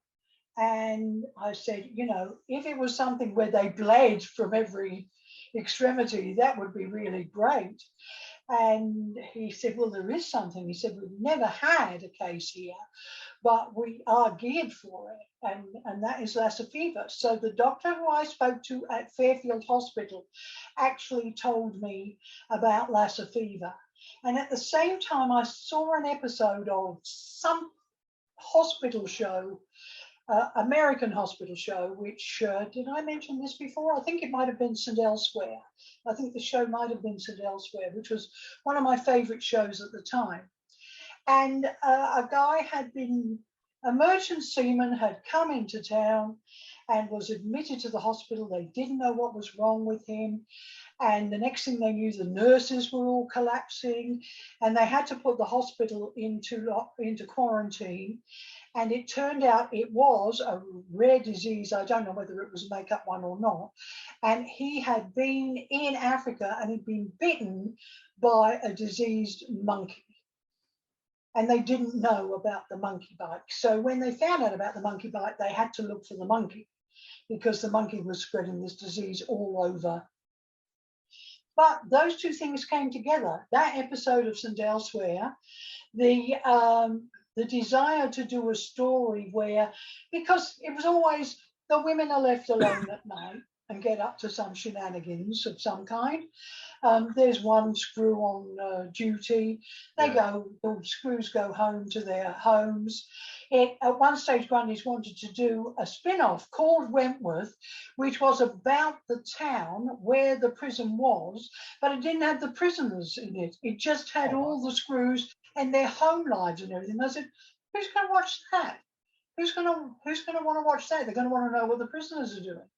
Oh, wow. Oh, well, they can talk about what the prisoners are doing. Anyway, it ended up as a no-go, which I'm very, very grateful for because I wouldn't have wanted to work on it. But the idea of everybody being in the same boat, because everybody wasn't in the same boat. The warders could come and go as they pleased. If you were Ted Douglas, you could come and go as you pleased. If you were Dr. Wiseman, you could come and go as you pleased. But imagine a situation where all of you were in the same boat and the prisoners could say to the others, to the civilians, now you know what it feels like. Now you know what it's like to have those gates clang and know that you cannot get out. And what's more, you're being stalked by this deadly disease. Well, bugger me with a pitchfork, as my daughter would say. Who knew that 40 years later, COVID would be unleashed on the world and we would be in that situation? I certainly didn't. I remember saying when we were storylining, God help us if something like this ever gets out. Wow. Yeah. But I had no idea that it would. So that's either my explanation or I'm a witch and I cast a spell and got a few eyes of mute and put them in a cauldron and that's how it all happened. Wow. But the truth is that is how that story came about. And I was as surprised as you were when COVID struck and all of a sudden everyone was in quarantine. Well, that's the first thing I thought of. I said to my partner, I said, this happened on Prisoner. She was, what? Yeah, 40 years ago, nearly 40 years ago, 83 was it? Went into lockdown. Yeah, crazy. Next, Ken, should we do the fan questions or character breakdown? I think we should do the character breakdowns. Okay, so we'll just do one each. How's that sound? Well, when we're talking about the character breakdowns, I'm thinking about the top 40 characters from Coral. that I created. There is a lot more than that, but when it got to 40, I thought, this is bloody silly. You know, let's just pick 40, any 40, and ask me anything about any of them, and if I can remember, I will tell you. Some of them, I might add, were created simply to serve a story. No other reason than to serve a story. Zara Moonbeam was one of those, as I just said, wanted to explore another side of B, and her vulnerability lay in her daughter. The story didn't really work. And so I think Zara was there for 8 eps and then she was gone.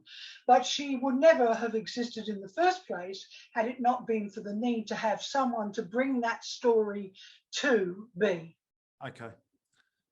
So should we work backwards, Ken, from 40 upwards?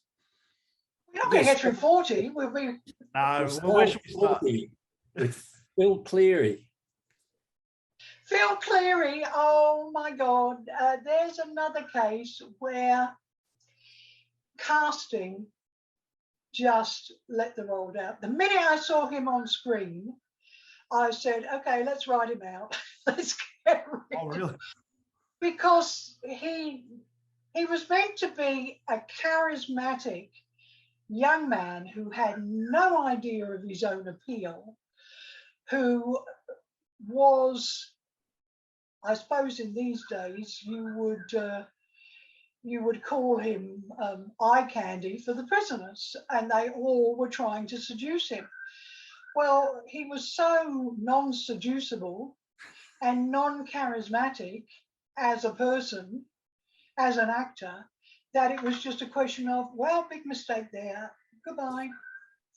And I got rid of him before. Probably I was a little bit unfair to him, but it seemed to me that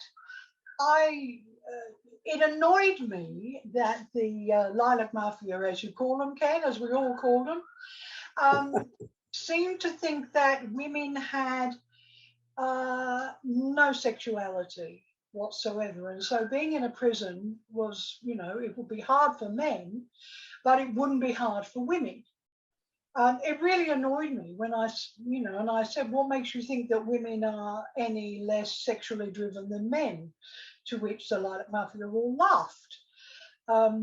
And I wanted to have a nice guy, basically a nice guy who could teach the women things, but what kept getting in the way was that they all fancied him and were wanting to try to get his gear off.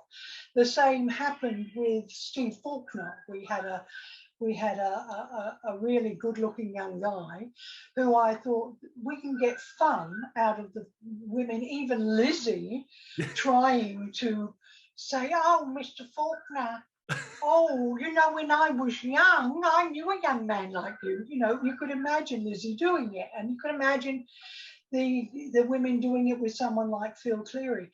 But he was just non-charismatic. Some good-looking men are totally non-charismatic. Sex appeal has nothing to do with your age or how you look.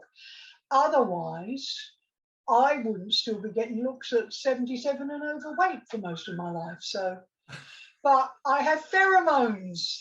Can you see them dancing all over me, little pheromones?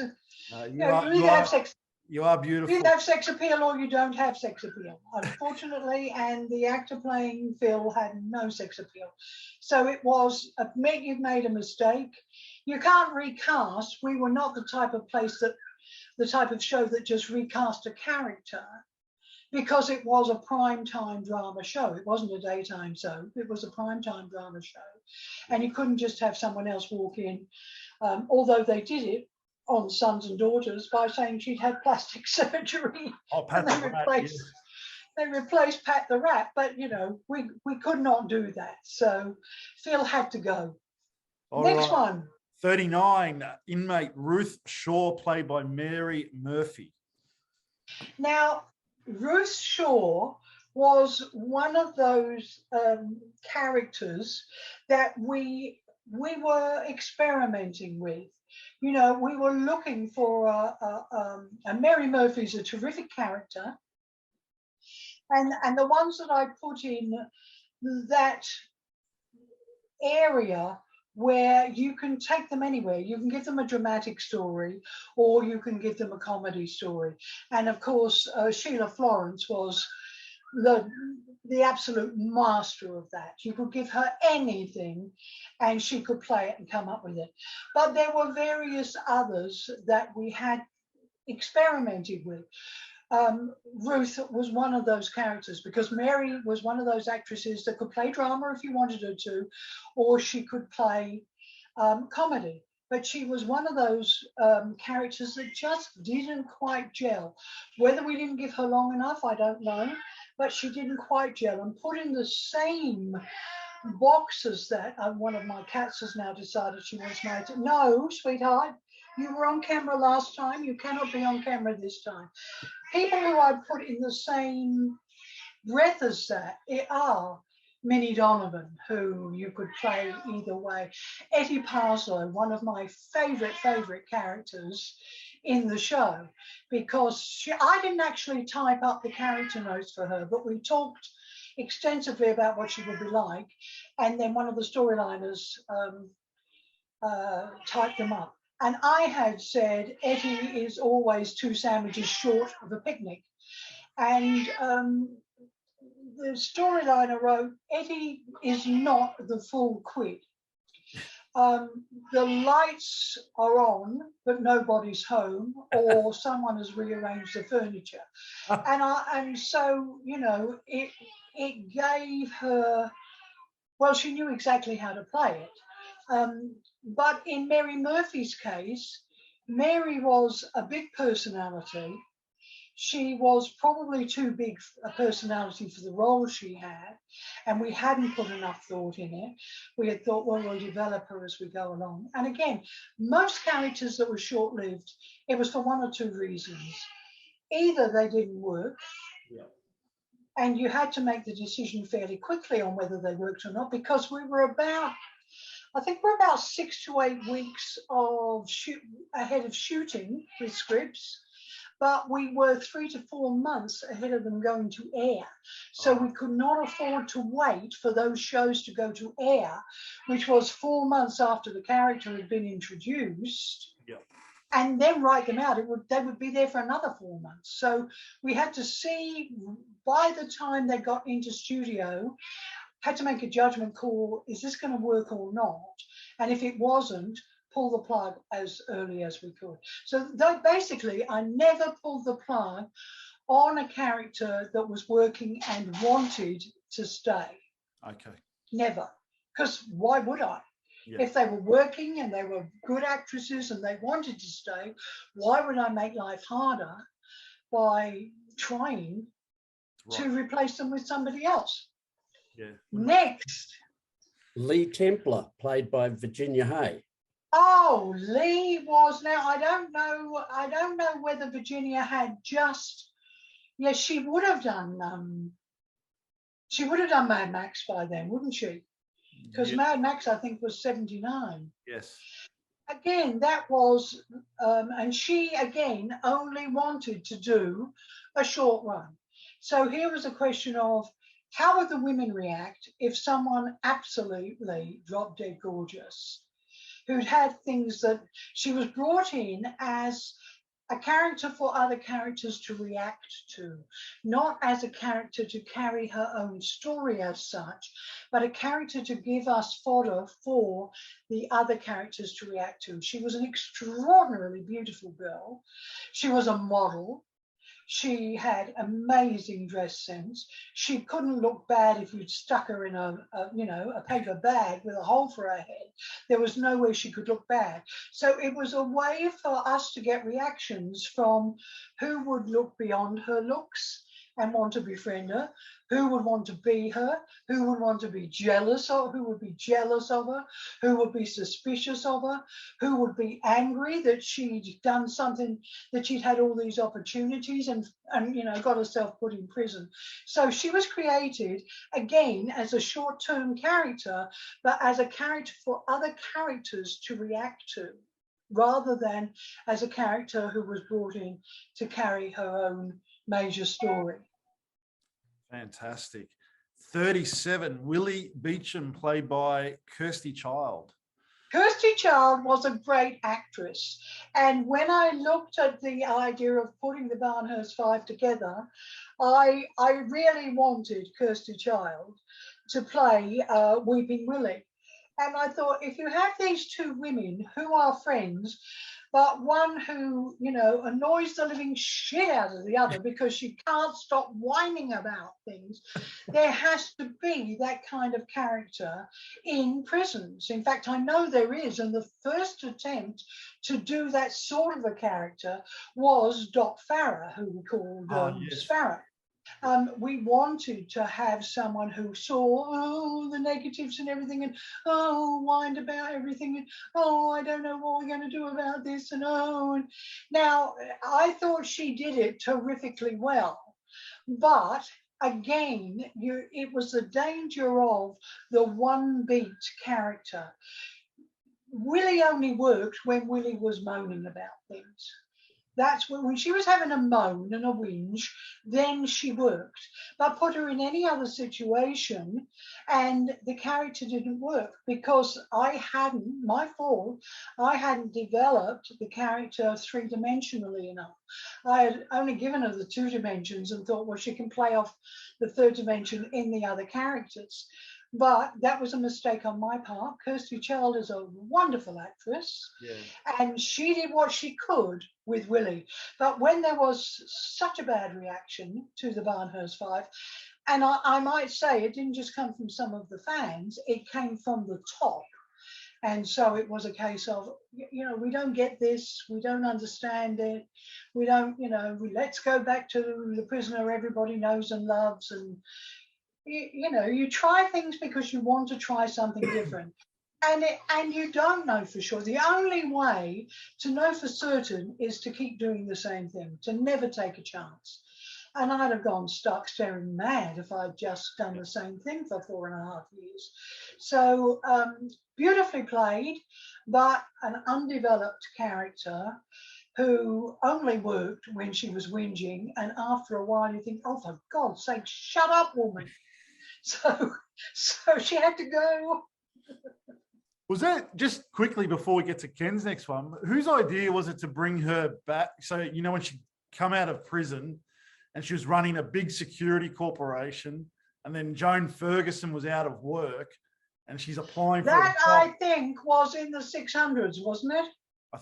I can't remember exactly, but Joan had left Wentworth because she'd had enough, and she was applying for a job. That was after I left, and they really were scratching for stories. They really were, because, you know, I think I said last time that what makes my gift special to me is the fact that I don't have to work at it. Stories come into my head, hundreds of stories every single day, and I can't watch a film, I can't watch a television show without taking the story into a different direction. What if are my 2 favorite words. Somebody says, you know, oh yeah, but if we do that, such and such will happen, and I'll say, yeah, but what if this happens instead? And so in that case, when I left, all the upcoming stories that I had for Rita, and how Eve's story would unfold, Eve Wilder's story would unfold, and all of the subsequent stories from episode, I don't know what my last step of actually creating story was, but I know it was, did Rita and Eve come in together?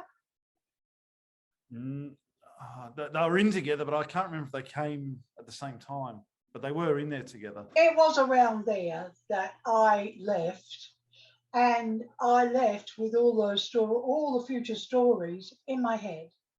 Wow. I left no stories on paper.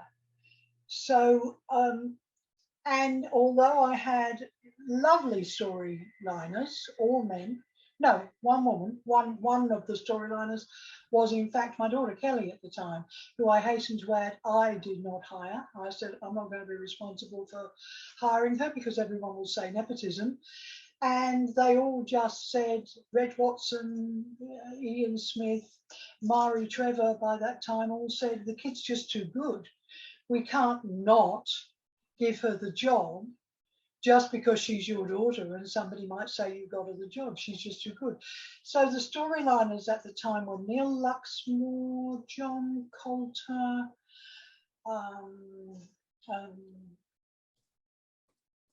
Tony somebody who I can't remember, and Kelly Lefevre. And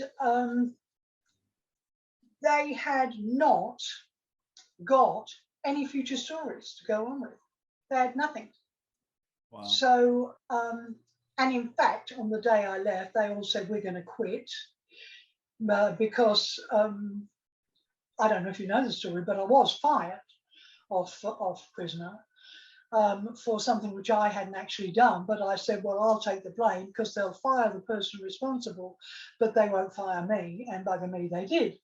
And in fact said, you know, be out of here by 5 p.m. or we'll send security to escort you. Oh, really? That's how serious it was, yeah. And all of the script department said, well, we'll all quit. All the storyliners said, well, we'll all quit. And I said, no, you won't, because I had by that time something of a name and a reputation, and I knew that I would get another show. Although it took 2 years for me to get another show because Grundy's blacklisted me and put out what they had fired me for. And Bevan came in to take over and said, right, what are the stories for this week? And they all said virtually, well, we don't know. Because they're all in Coral's head. Wow. And I said to them, look, I'll give you the ideas that I've got to my 4 storyliners. I'll give you the ideas that I've got. And they said no, because they were really upset. Tony McDonald was the name of the storyliner I couldn't think of. They were really upset and they thought I'd been badly treated. And so incidentally did Reg Watson, but he got overridden by the other Lilac Mafia. And they said, no, let them stew. So I let them stew. So all of those stories from the time that Rita was inducted, and I created the character, but I never scripted anything for Rita. Oh, wow. Because by the time it got into script form, I'd been gone 2 or 3 weeks. So all of that last 100 episodes, from about 595, something like that, right through to 692, had absolutely nothing to do with me. And I'd be pretty certain, there's no way I would never ever have had Willie Beecham running a security company. There is absolutely no way in the world. So I know it wasn't my story, unless I was having a complete nervous breakdown at the time, because I was going through menopause, and any of the lady viewers who've been through menopause will know you do some pretty strange things when you're going through menopause, but making Willie Beecham the head of a security firm, no, okay. I wasn't that strange. Ken? Minnie Donovan, who was played by Wendy Playfair. Wendy Playfair, yeah. I thought that she was a breath of fresh air. I liked her, I really did. And even though I could see that she was a very different kind of prisoner to the ones we'd had, I thought she would be a nice change. Got to bear in mind that the show was, what, 6 years old by this stage. We'd seen pretty much every type of prisoner you could possibly imagine in that time. And it was mainly a desire to shake things up a little bit. by saying, you know, someone who you wouldn't, if you pass them in the street, Yeah. you know, in their twin set and whatever, there is no way in the world you would ever imagine they would be in prison. The same was true of Anita Selby. There is no way in the world you would imagine that a cloistered nun in full habit, and if you remember, the Mother Superior came, Carmel Millhouse played her, and was in a full nun's habit. There's no way in the world you would expect to see a nun in prison.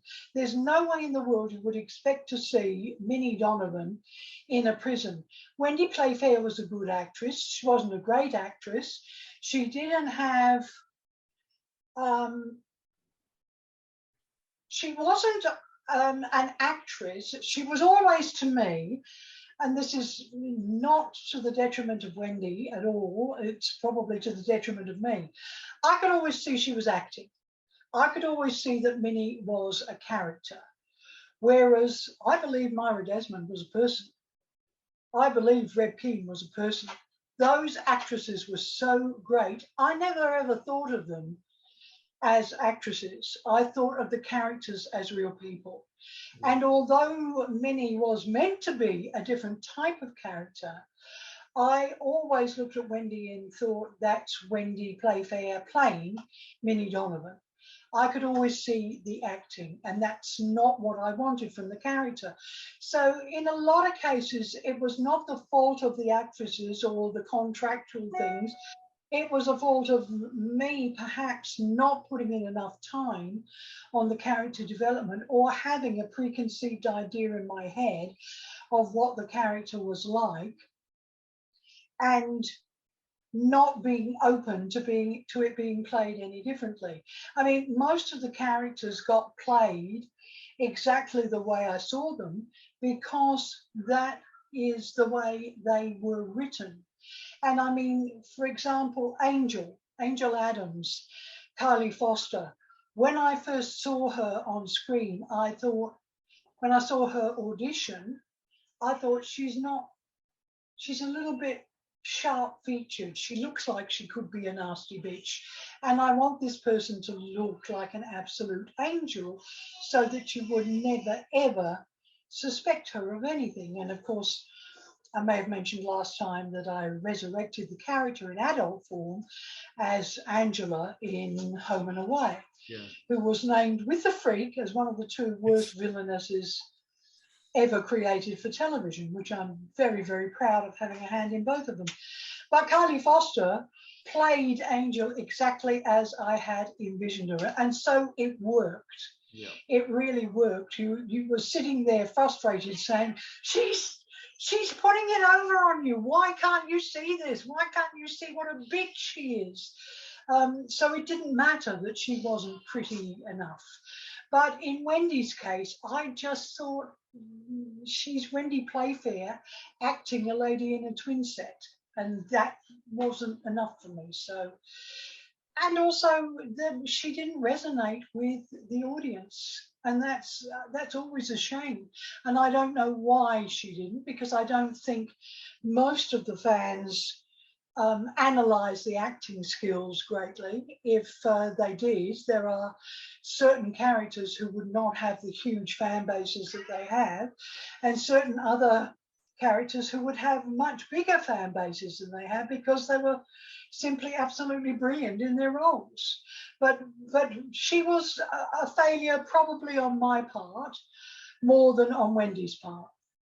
Can I give my 2 cents on that character? I thought she was great, but I think what the problem was with elderly characters in the show was, after Lizzie, it never worked, because Lizzie was so good. Sheila was so good at her. But that is why we didn't try to duplicate Lizzie. But I think people looked at it as it was.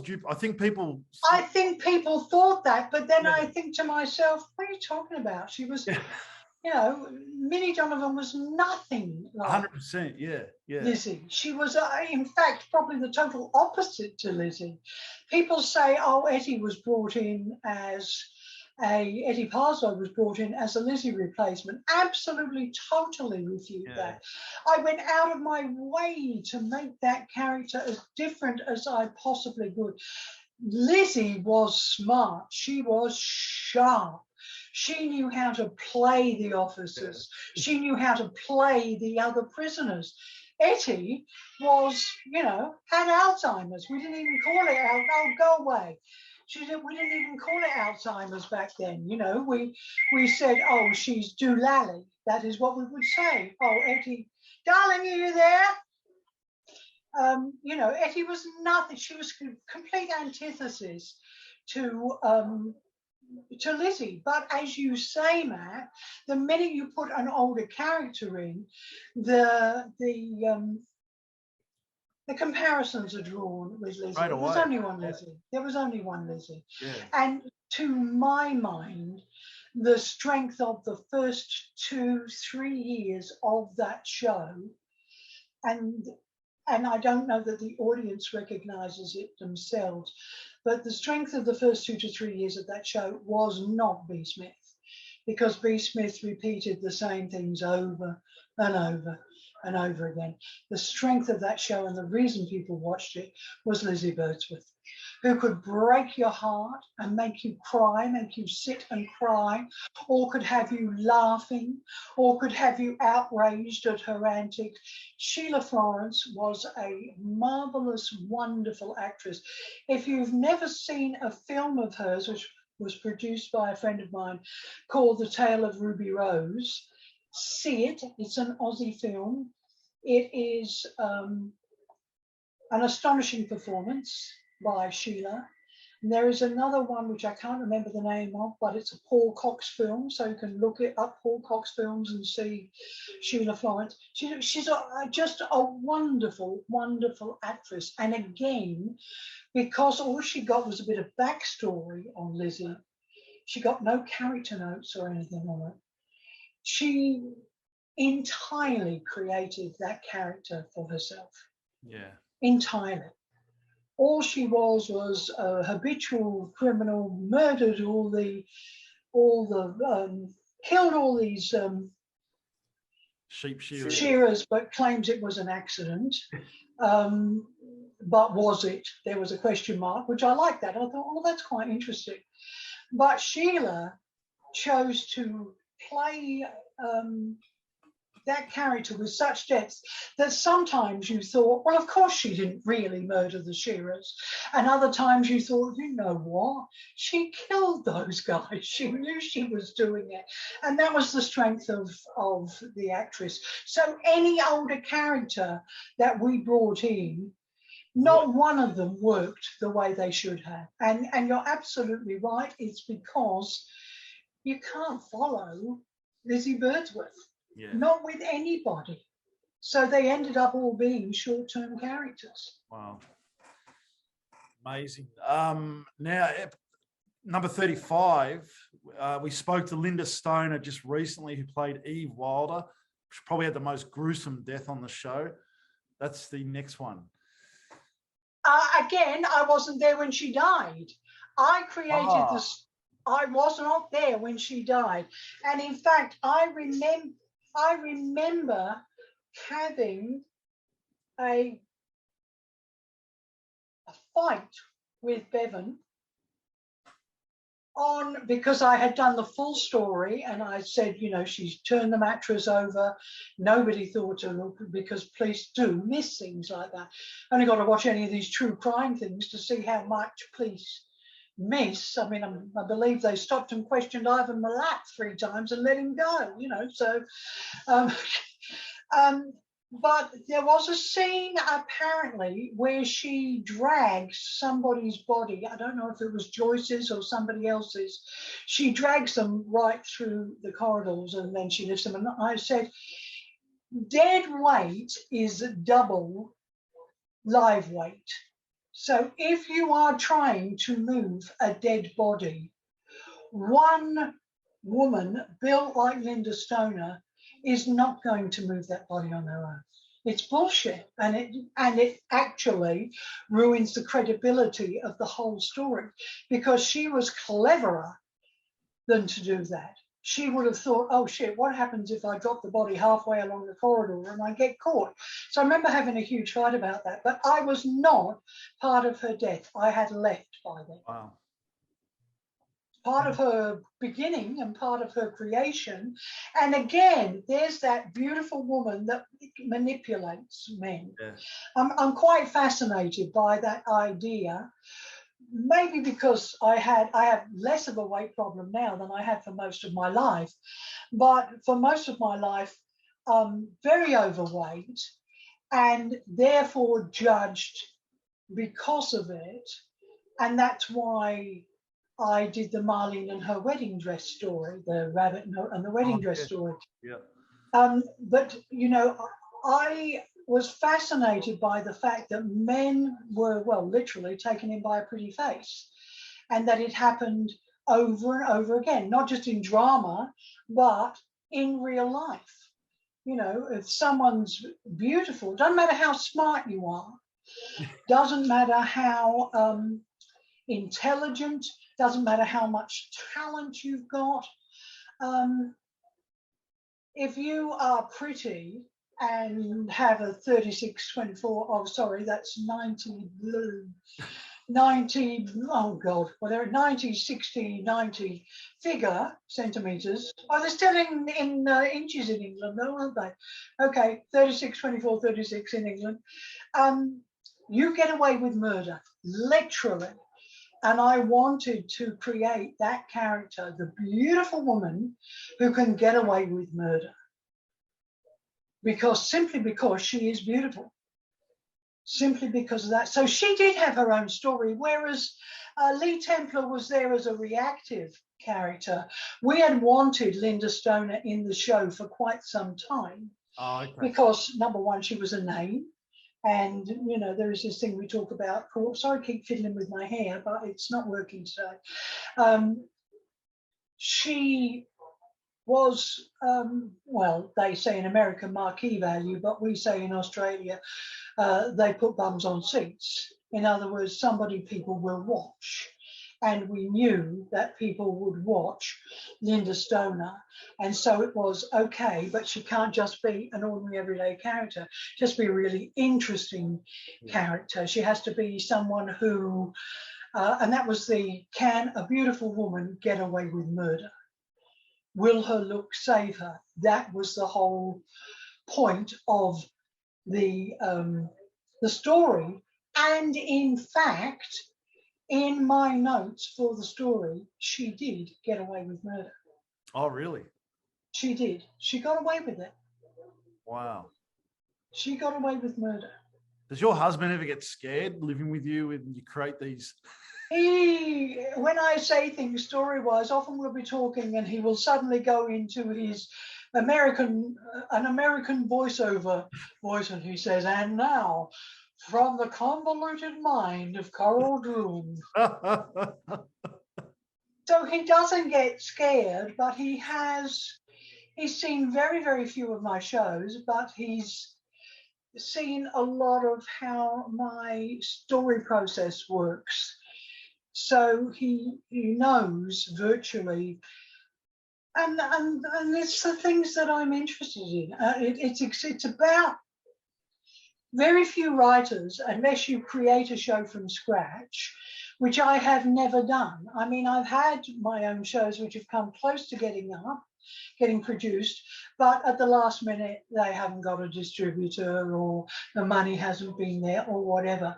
They're always extraordinarily complex, and that might be part of the reason why networks get cold feet. But they're always about exploring those things which we live with, but we don't question. Yeah. You know, why should we be made to go and vote? Why is Australia one of the few countries in the world where voting is mandatory? If we have no interest in politicians or politics, why should we encourage those people who can't think to go and vote? Exactly. And in fact, in one election where I had to lodge a postal vote, I wrote across my postal vote form, I reserve the right to consider no party fit to govern. And I wrote that and put my name on it and put it in the envelope. And I thought, I'm not going to remain anonymous. If I'm going to say it, I'm going to put my name to it. But that was why I was always interested in doing stories which were about things that other shows didn't talk about.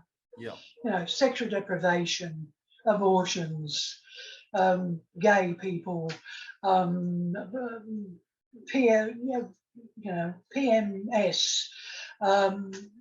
getting away with murder, manipulating the system, crooked people in government or high positions, innocent people wrongly accused. If you look at what I suppose is my legacy of those 400 plus episodes that were mine and mine alone, they all have some subtext.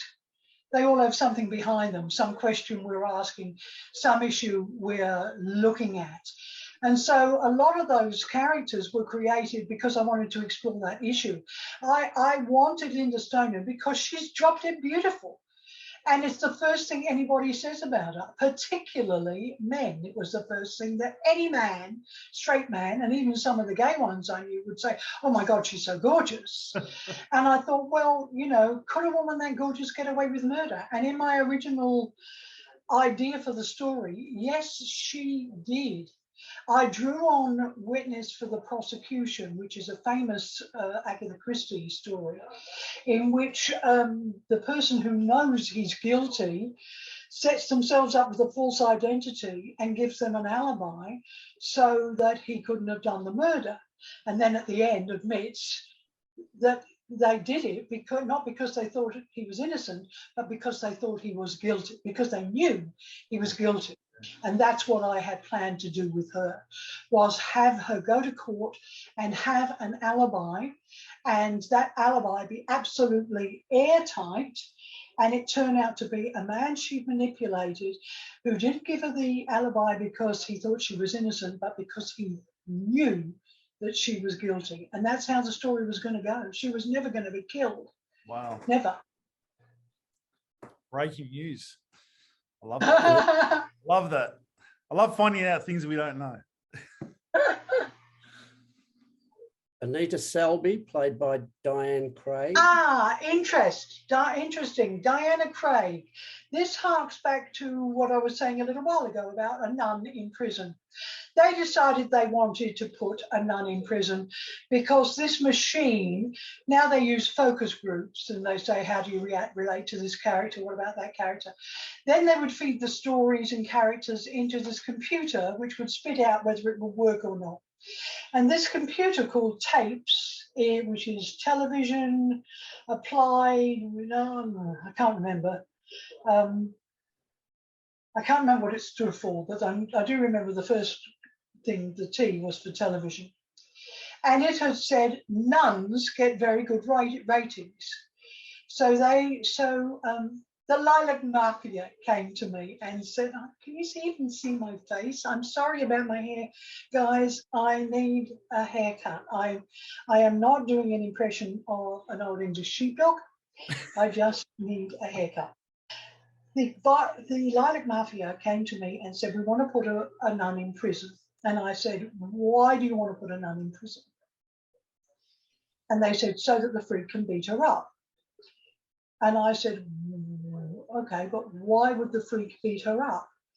And they said, because the freak wanted to be a nun and they wouldn't let her in because she was a lesbian. And I said, but the freak never wanted to be a nun. Oh, but she could have. And I said, no, she couldn't. And they said, well, why couldn't she have wanted to be a nun? And I said, two reasons. One, she's not a Catholic. Oh, but she could be a Catholic. We just don't know because she doesn't go to church. I said, no. There's nothing in the way she behaves which suggests she has any Catholic guilt whatsoever. And all Catholics carry Catholic guilt. And number two, she's an army brat. She wanted to be in the army. So they said, well, tape says that we'll get good ratings if we had a nun. That was one of the times when I said, well, if you make me put a nun in so the freak can beat her up, I will leave the show. It's as simple as that. I will, walk. And fortunately, that time, the lovely Maggie saved my bacon, because they said, oh, well, we'll ask Maggie, see what she thinks. And Maggie threw a bigger tanty than I did. Oh, yes, she And mentioned that. did she say? Yeah, Did I'm she pretty say? sure she said it on the episode, didn't she, Ken, about that? Yeah. Yeah, she said, there's no way that Joan Ferguson is a Catholic, and there's no way I'm doing that story. Now, I don't know to this day whether Maggie thought that it was my story and she was responsible for changing it. I don't know, because I never talked to her about it. But it was Grundy's story. It was the Lilac Mafia story. And I threatened to walk off the show, and they went over what they said was over my head. If the character wants to do it, then we'll do it. And the character, or the actress, said, there's no way Joan Ferguson wanted to be a nun. Never in a million years. She's not a Catholic. I've been playing her now for 3 years. There's not an ounce of Catholicism anywhere in her body, and I am not doing it. So they faced their script producer, story editor, and one of their biggest stars leaving the show. So I said, give me the weekend to come up with a story that is credible as to why a nun might be in prison. And that was the Anita Selby story. And we were so lucky that we got Diane Craig. Now, Australians will know Diane Craig, not just from all the television roles she's done, but from the fact that she is Gary MacDonald, Norman Gunston's wife. Diane Craig is married to Gary MacDonald, and in 6 degrees of separation, right before I did the Anita Selby story, I did a film called Ginger Meggs, in which I played Ginger Meggs. I played Mrs. Meggs, Ginger Meggs' mother. And my husband, Mr. Meggs, was played by Gary MacDonald. Oh, wow. So that's another little story which maybe you didn't know, or maybe you did, but it was very much a 6 degrees of separation thing. So, yeah, she was terrific. And what I wanted to do in that story was to explore how dangerous religion could be. This was my subtext in this story, was if you are forced to believe things just because the church says that's what you believe, that's what you have to believe. And I had only recently come across a story, you've got to remember this is back in what, 1982, 83, something like that. I just recently come across a story about one of the popes who has supported Hitler and the extermination of the Jews in World War II. This is one of the popes, the head of the largest church in the world, the Catholic Church. And so I had thought, who might be a character who can make the nun question her own faith by being confronted with things that have happened in the church that she's just blindly followed. And so, if you remember, there was quite a lot of interaction, Ken, and that, between Lexi and Anita Selby, with Lexi saying, but what about this? And what about, you know, what's this? You go to confession and just say something and all your sins are forgiven, then none of us would be in here. I do remember that was one of the questions that she threw at Anita, to the point where Anita starts questioning, what am I doing being a nun? Some of this stuff is just bullshit. Yeah. And that's why that character came into being. And then by that time, John McCrae, we're going through producers here, by that time John McCrae was producing, and I do remember John McCrae saying to me, oh, so she's a plainclothes nun. And I thought that was the most wonderful description. Okay.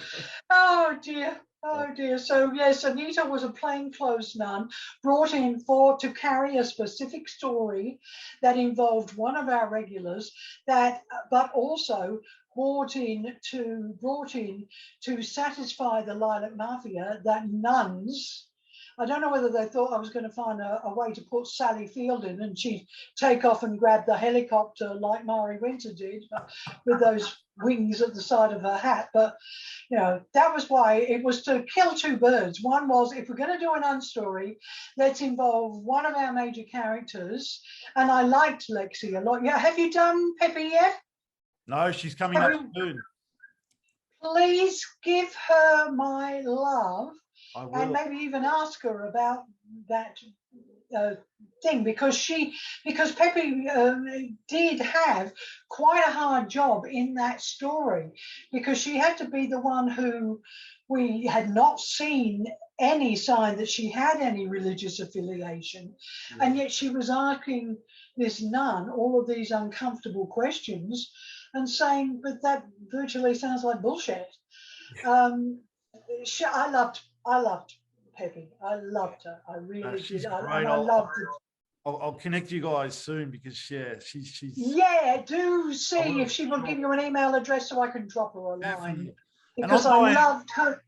Diane Craig, who's an amazing actress, she actually took over the part of Penny Cook on E Street. So Penny Cook left E Street and Diane. Yes, that's right. Penny Craig left E Street from memory. Penny Cook left E Street from memory to do a country practice. Yes, and and Diane Craig took the role over. That's right. They just changed the and she's fabulous. She's absolutely a fabulous actress and a lovely, lovely lady. When we were shooting Ginger Meggs, which we shot the whole thing, and we stayed while we shot it in Barrel in Don Bradman country, and she came up for one weekend to stay with Gary, who, far from being a hilarious Norman Gunston type off screen, is this deeply, deeply intense method actor, basically.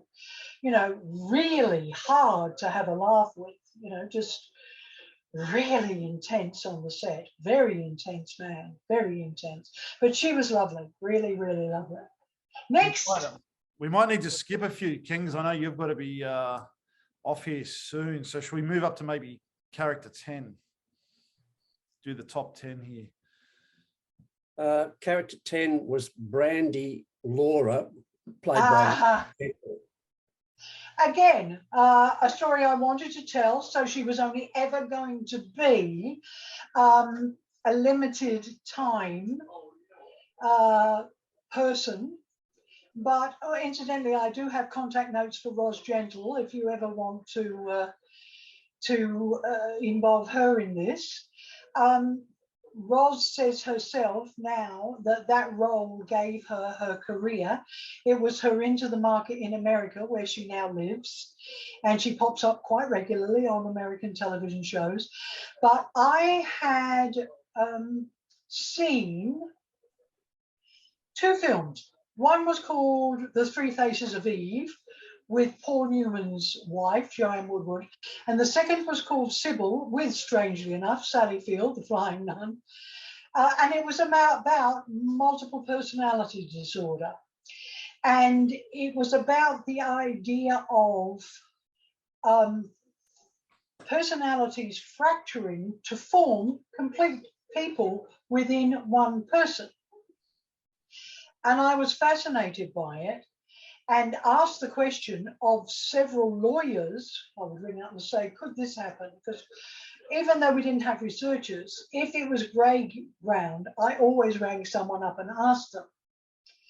And I said, if the other personality was the person who committed the murder, would that mean that if you were being tried under the innocent personality, you couldn't be found guilty?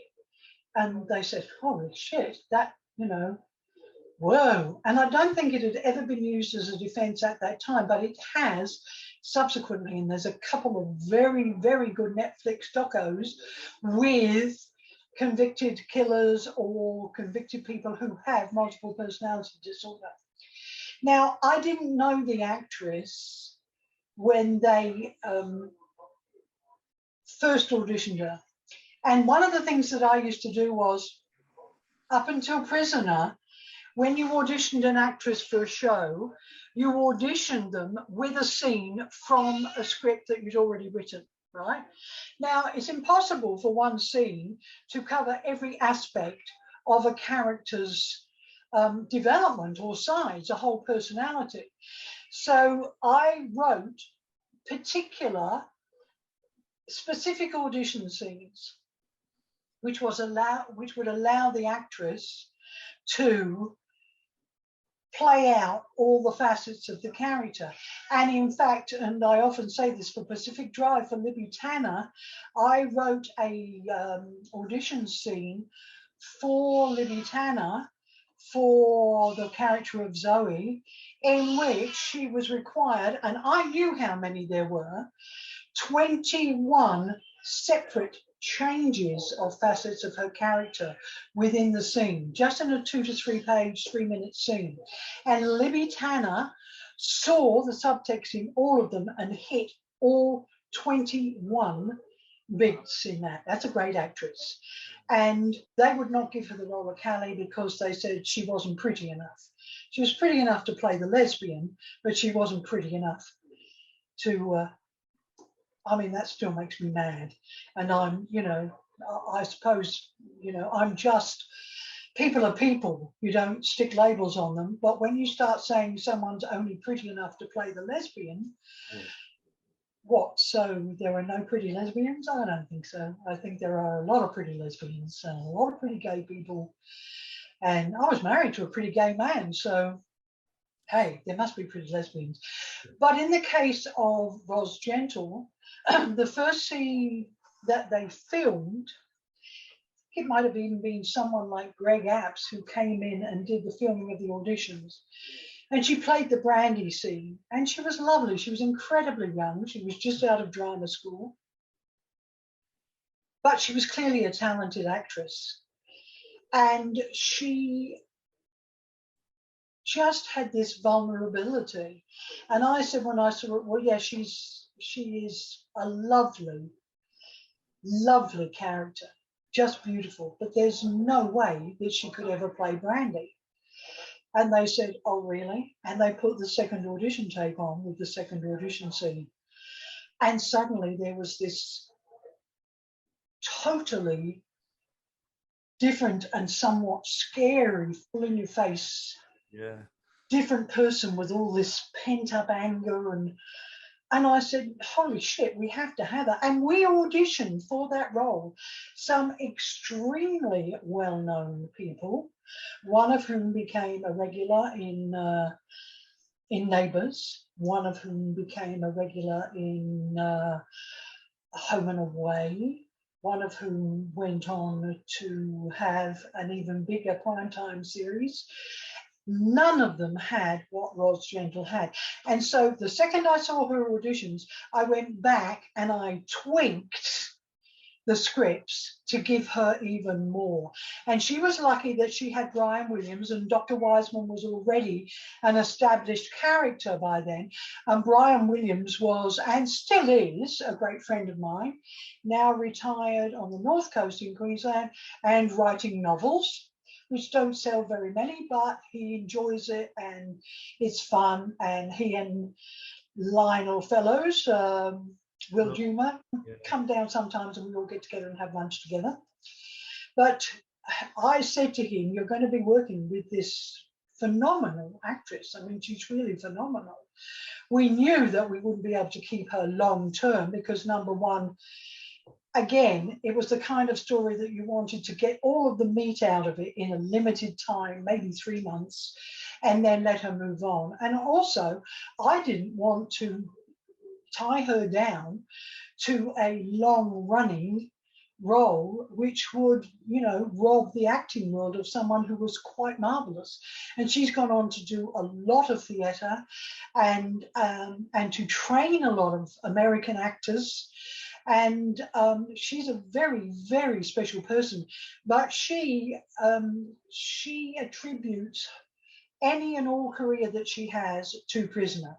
Without Prisoner, she would not. She probably would have been one of the very many out-of-work actresses who would have been waiting tables somewhere. She's a great lady to talk to. She'd be well worth talking prisoner. We already have. Pardon?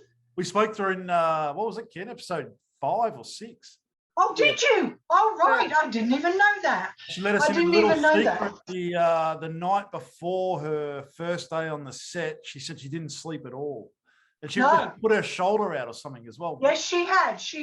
We were going to take her to a chiropractor, but she was a bit sort of iffy about, oh, what if it does more damage? And Yeah, she wanted to keep going. now she's very into alternate health things, and she probably would have been the very first person to suggest one. No, she's But I'm sure you found her, as I always do, an absolute delight. And she follows me on Facebook. So whenever I put up anything on Facebook, Roz is always the first person to comment on it, because she always says, without those characters, without those scripts, without that chance, I'd have been just another out-of-work actress. She was. You see what I mean when I talk about the caliber of the actresses, the kind of actress who you could, and that's why, and I think I did say this on the last thing we did, I am regretful that Janet Andrew-Otho became a regular in Neighbours. I know it enabled, as it does all of us, to have the house and to have all the creature comforts that you don't normally get in this business.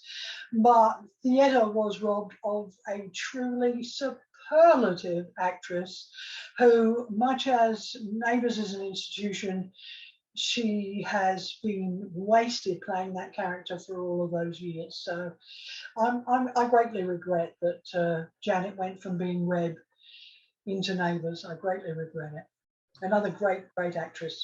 Next one. Number 9, Marlene Warren, played by Genevieve Lemon, who's okay. Well, as I said before, Marlene was because, and she was not meant to be a replacement for Doreen.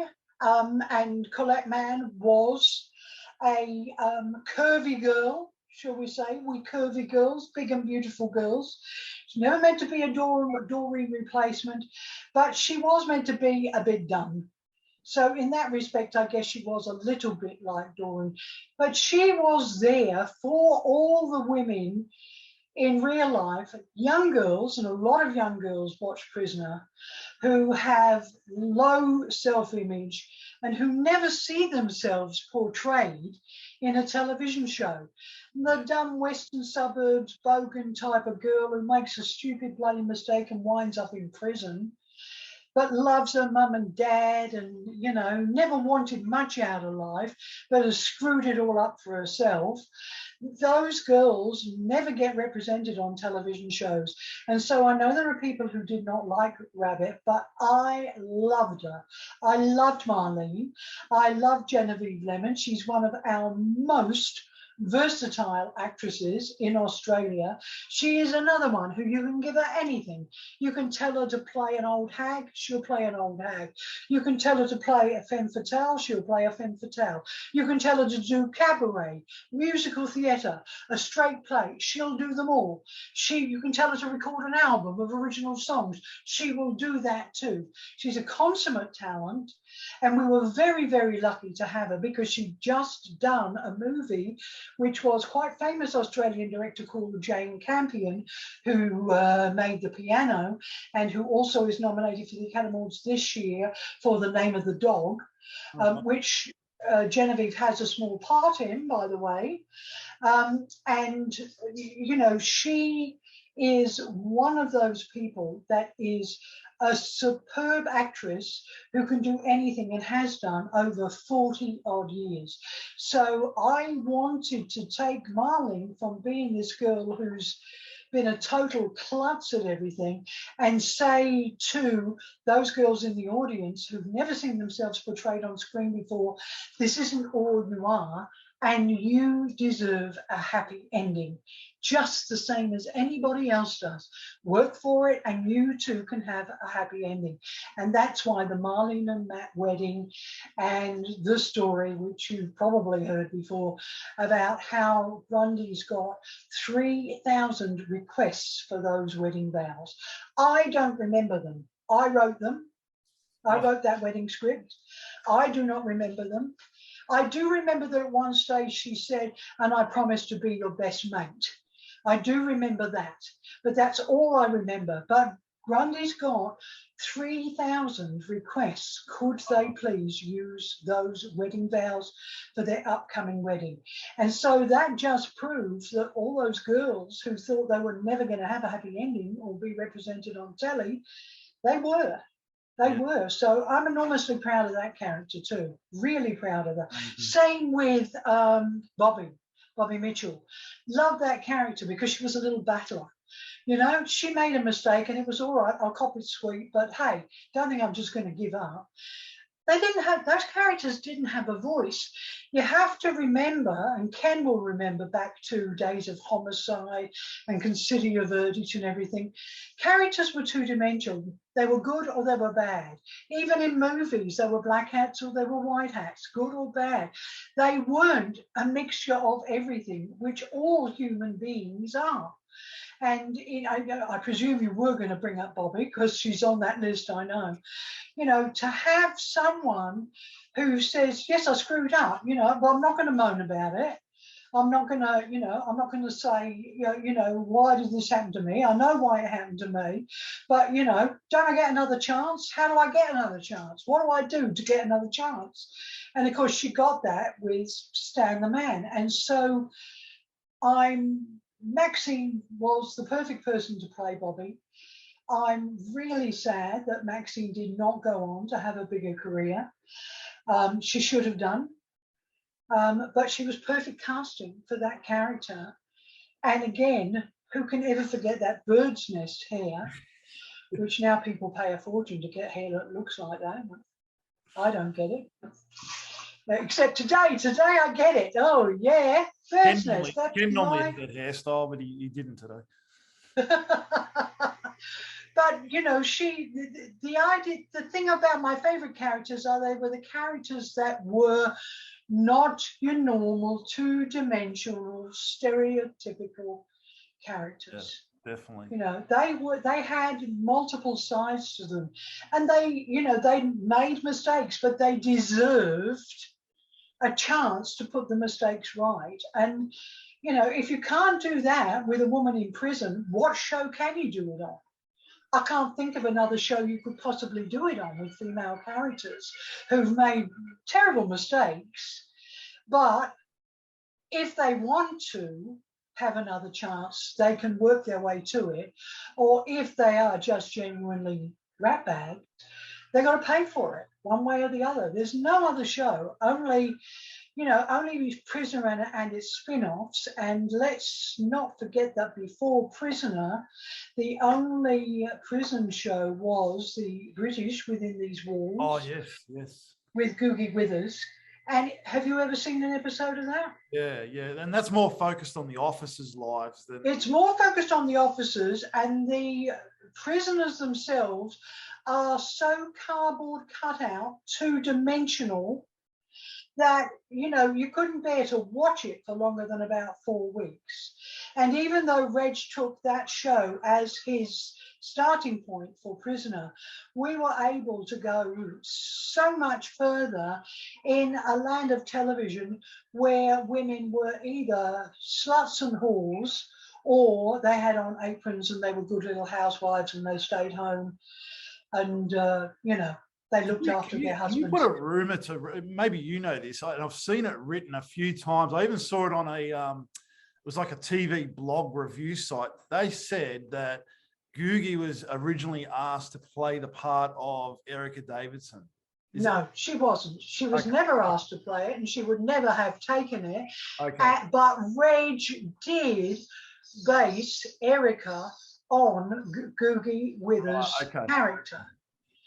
He based it, and that is the problem that I always had with the character of Erica.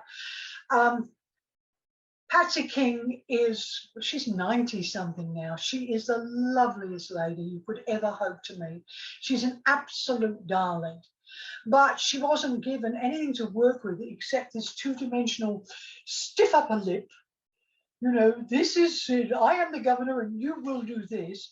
And she had to play it over and over and over again. And she had to play it with a plum in her mouth British accent, which was never explained.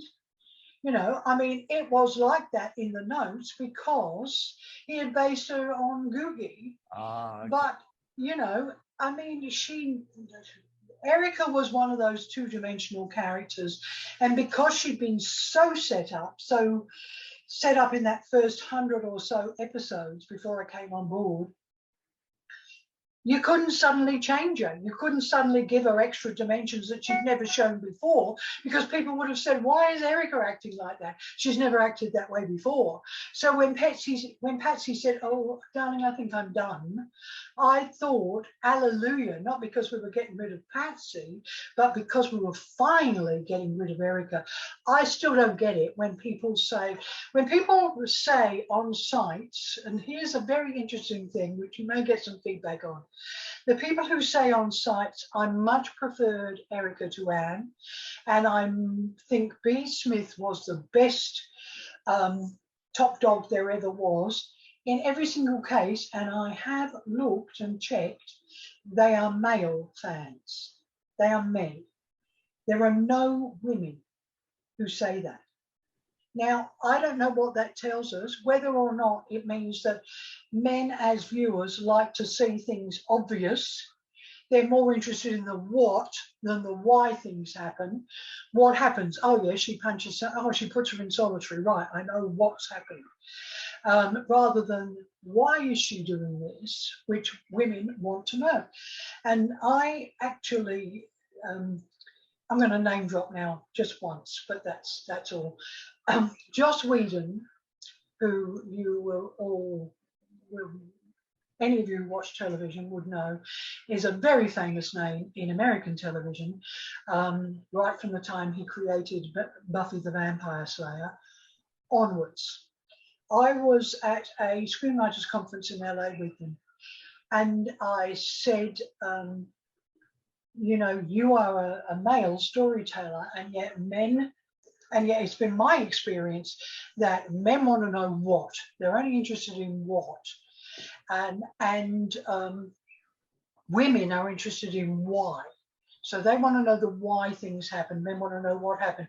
He said, I will go further and say to you that film is about what and television is about why. He said, in a film, you've got 90 minutes, maybe 2 hours to tell an entire story. So the plot has got to be front and forward all the time, and the characters have to slot into that plot to drive the what forward. But a television series is ongoing, and it may be 5 years, 10 years, 20 years. And so it has to be about the characters. It has to be about why would they do that? Why wouldn't they do this instead? And then the only way you can keep a television series going if it's about a why. And to keep the why going, you have to have really three-dimensional stories. And so it is no great secret, and you've probably read it somewhere, that much like the Lynn Granger story on Home and Away and her finding out, Prisoner was cancelled at the end of its second year. So it was cancelled. I think I'd only written one script for it, and it was cancelled. And the reason it was cancelled is because it was about the what. It wasn't about the why. There wasn't enough development of the characters to keep it turning over and to keep creating new things for them. And this is when I was asked to start creating stories outside the loop, not in the office, but outside, and they were paying me for them. And that's how we got people like Sonia Stevens and Kate Peterson, and very proud of that character too, and proud of the actress who played her. Because they said, if we can get another 6 months, at this stage, it had not sold to 42 countries around the world. I think one region in, and it might have been Anglia in Britain that picked it up, but it hadn't been picked up by a network. And so Grundys were trying to sell it a little territory here, a little territory there, a territory here. And they said, if you can come up with enough stories to give us another 6 months, then we will have time to get it into some other territories and we may be able to do a deal. We can give it to Channel 10 cheaper, not that it was expensive. The cost of making Prisoner a 44-minute episode, and that was to the line, so probably didn't include crew costs and things like that. The cost was $90,000 per episode. Now, you couldn't make an episode of Play School these days for $90,000. It was a ridiculously low amount of money. Wow. Ridiculously low. And so, you know, that whole idea of it had to go. I know there are people who don't like my stuff. That's fine. They don't have to. But there's 4 years or so of Prisoner they would never have had it not been for that. Because had we not opened up the characters and really created some new ones that had some depth, and I don't blame Val Lehman for wanting to play B. Smith as she had created on screen B. Smith. I don't blame her for that. What I blame her for, I guess, is her being so adamant that the show could not survive without her. The truth is the show would not have survived with her. That's the truth. I knew it, Grundys knew it, the network knew it, everyone knew it except her. It couldn't have survived with B. Smith time after time after time being the heavy, putting someone's head or their hand in a press, you know, pulling rank and saying, I'm the top dog here and you don't do that. It couldn't have survived. It would just have been the same thing over and over and over and over. So although she left and she never came back and people say, oh, she should have come back, if she had come back, I think very, very quickly, fans would have realized that the show had moved on and that to bring her back doing the same thing she did for 400 episodes would no longer work. I'm certain that that would have happened. But the reality is, had she stayed, the show would not have run as long as it did. It, only that she left, that it continued, gave us a chance to go other places, do other stories, etc. So, you know, it is what it is. And hey, that's enough about that. Next question. Rita Connors, played by Glenda Linscott. Rita Connors. Do you know that the person who that character was written for, and I got to admit that Glenda is far, far better, was far, far better than she would have been. But the person that part was written for was an absolute, is now an absolute icon in Australian theatre. Anyone care if I say musical theatre, cabaret, etc.? Wanna hazard a guess? Very, very tall. Oh. Mamma mia, here I go again. My, how could I resist you? It was written for Rhonda Birchmore. Oh, wow. That role was written for Rhonda Birchmore because I had seen her on stage in a musical with, and I can't, oh, it's called Sugar Babies, that's right. And I think it was Rhonda's first leading role in a musical. And I thought, this girl is absolutely phenomenal. And she was going to be a very different Rita. She was going to be an all singing, all dancing Rita. She was going to be hard and go poof because she'd hung out with bikies. But you were going to think she was fairly innocuous because her mum had sent her to dancing lessons so she could tap dance. And she found out that Joyce Pringle could tap dance. And so she and Joyce would take tap dance class. It's going to be a very, very different Rita. But when you crossed her, bang, like that. That's who she was going to be. And they showed me the audition tapes. I've never heard of Glenda Linscott. In fact, it may have been, I don't know. Have you done Glenda? Was it her first Not yet. role? I hadn't, and I never met her. Never met her until 2016 in the foyer of Chapel Theatre in Melbourne, when she was there, and Joan Brockenshire, who is married to Tommy Dysart, who played Jock Stewart, said to Glenda, who was there with them, it's a very small world, you must know Coral, of course, from the times on Prisoner. And she said, oh, no, I don't think I do. And I said, Coral Drouyn, I created your character. And she went, holy shit, you'd left by the time I came on. And she said, holy shit, I can't believe I'm getting to meet you now, more than 30 years later. And that's the one and only time we have ever met. We Facebooked a few times. It's the one and only time that we had ever met. When I saw the tapes of her and Rhonda Birchmore together, it was a no-brainer. Because Rhonda has a kind of theatricality about her, which we would have got away with by saying, you know, Mum sent her to dancing school. So there's this anachronism. There's this girl who is basically a tomboy who has, I don't know whether she ended up having a lot of brothers, and that's how she got involved with the bikie scene. But when I read her character notes, she had a lot of brothers, and I had lifted that from the fact that my character of Consuela on Arcade, I played her as a tomboy because she had a lot of brothers. And so I rewrote the Rita Connors notes, and that she had a lot of brothers. And so while her mother had tried to force her into, you know, dancing school and doing girly things, she was riding pillion on the back of her brother's motorbikes.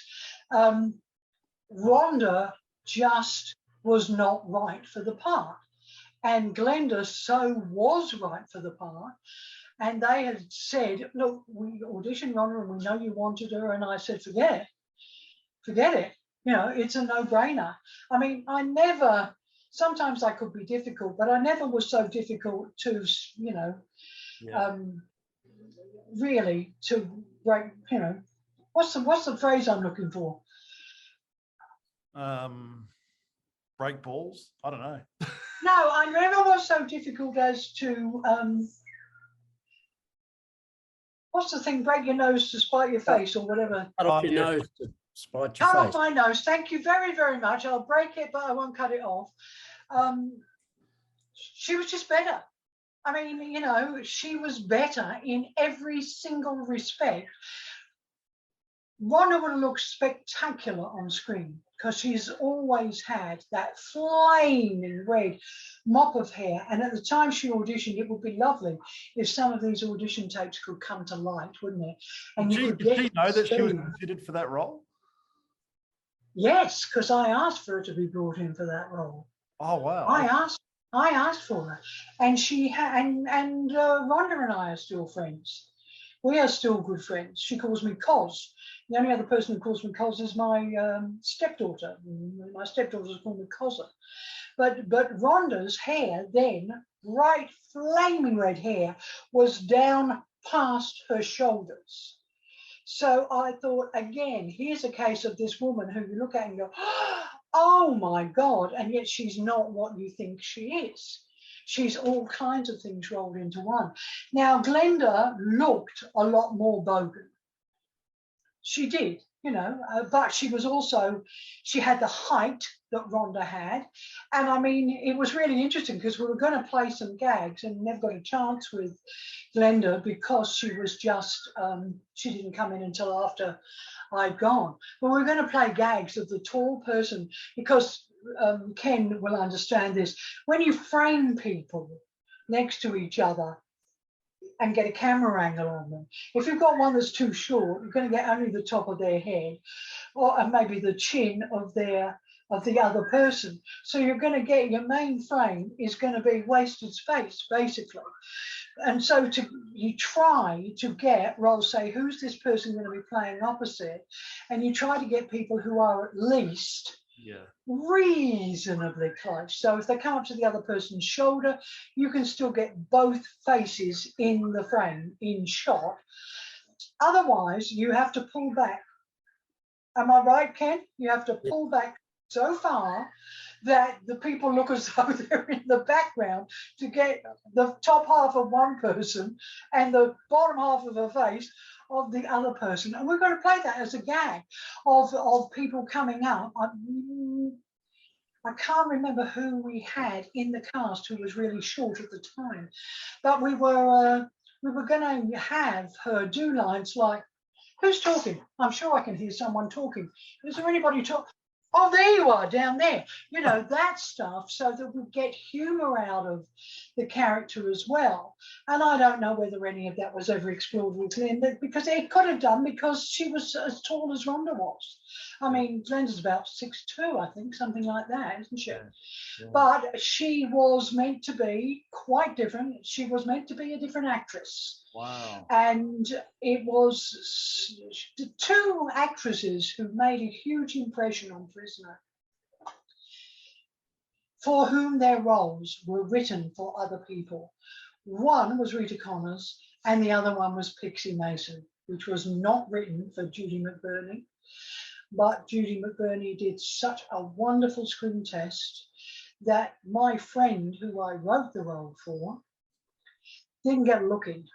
Did a reasonably good audition, but not. Ask who that was, or? Pardon? Can we ask who that was? It was an actress you will never have heard of called Deanne Carsus, who made a couple of low-budget horror movies, and whom I had in one of the shows on Sidmar Cruises, and who could do anything. And she had this. She used to play this. She was very, very tiny, very petite, very blonde. And she used to play this whenever somebody would confront her with anything. She would go into this girly thing and go, "Well, I don't really know, because I don't know. Oh, you have to forgive me, but I can't know. Oh, wait a minute. Yes, I think." And she'd play, you know, silly girl games. Yeah. And she loved pink. Wow. And so that's how the character of Pixie came about, and their character. And I said, well, what would make her be a bigamist? And I said, because she's so moral that she won't be with a guy unless she's got a wedding ring on her finger. And because she just didn't bother to get divorced in between, she just kept. And I think there is a Pixie later question from the fans coming later about her horrific ending. Yeah. So but those are the two roles where actresses came in who are not the people the role was written for, but they were so darn good there was no way to give it to anybody else. Wow. Now I know we're about to run out of time, so but I do want. Yeah, because Ken's got to head off shortly as well.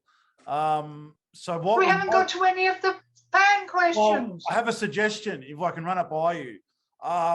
Could we do maybe like an AMA on our Facebook page one night that you got spare, and we can let sure. They can post the questions and then you can respond, or we can do a Facebook Live, one of the two. Or we could just do a Coraldrouyn the series. Yes. Talking Coral. Prisoner episodes 30-something, 37, 41, 42, 73, 74.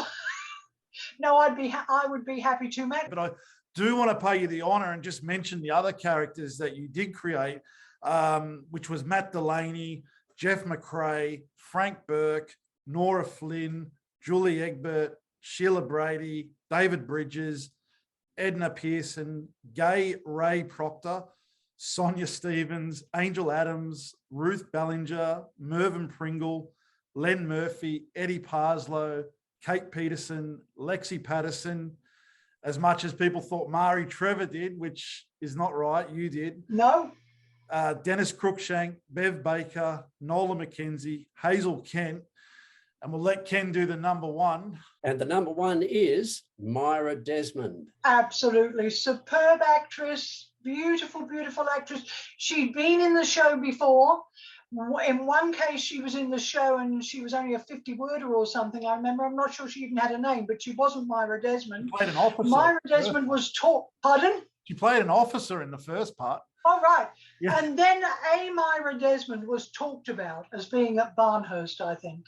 And so when we were coming up with a new top dog, I wanted Annie Phelan desperately because have you seen that picture that I posted of her with Ernie Bourne and Mary Cameron Allen, also on Prisoner, but at Tiki and John's Theatre Restaurant with Annie Phelan in a leotard and a feather headdress and tights? No, you haven't accepted my friend request yet, so I can't see your stuff. Oh, right. Oh, okay. Haven't I? Oh, I will do. But she was another totally versatile person.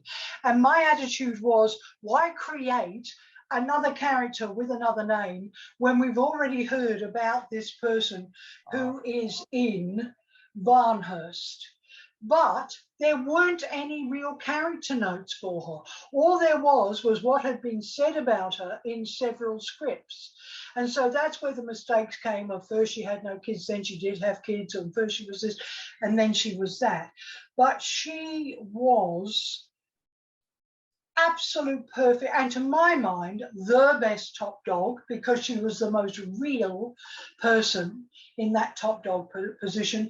You never doubted for a moment that if Myra had to give you a thumping because you'd done something wrong, it was because, okay, I've got to pay you back. But she never really relished doing it. And the other thing about Annie, and I was so reluctant to lose Annie, and it was over a few $100s a week that they would not pay her. But Annie always cites as the fact they paid a freaking fortune for a helicopter for the Mari Winter escape, yet they wouldn't pay me a few extra dollars. Now, Ken will back this up, because he probably was out there in the ground shooting it, the helicopter escape. The helicopter was Channel 7's own helicopter. It never cost Grundy's a single cent. It was on permanent lease to Channel 10 to do the weather reports, etc. So Anne Phelan dug her heels in and said, no, and you can spend money on that, you can give me extra money. And there was no way I could get to her, say to her, Annie, because I didn't know that is what she had used as the rationale. They never paid a penny for the helicopter. In fact, if they had paid a penny, I would not have been able to have had the helicopter escape. It was only that the helicopter was sitting there, and I said, what's the deal with our below the line and above the line costs for crew and props? And, you know, what would it cost us to have the helicopter? And they came back and said, well, nothing. The helicopter would be classed as a prop. It's already there. It's on, I don't think they owned it, Ken, but they had it on like permanent lease, something like a 5-year lease. Do you know? No. But, you know, Anne lost the pilot. That helicopter is funny. I remember a scene when the boating episode, and they flew Joan Ferguson back in the helicopter. She'd been rescued, and it landed in Wentworth, but you can see the Channel 10 logo all over it. Those were the things that, you know, I would say, oh, for God's sake, like the blow-up doll for Mari Winter. So when the helicopter spin wind hit it, it blew out sideways at right angles to the skids, instead of weighting it, putting sand in it or something. God help us. It's been an absolute pleasure. Ken, go get where you've got to go, but it won't be half as much fun as sitting here fiddling with your lilac tie. Because of the lilac. I love it. I love the Lilac Mafia. I love them. Thank you so much, Coral. It's been an absolute pleasure. It's been a pleasure.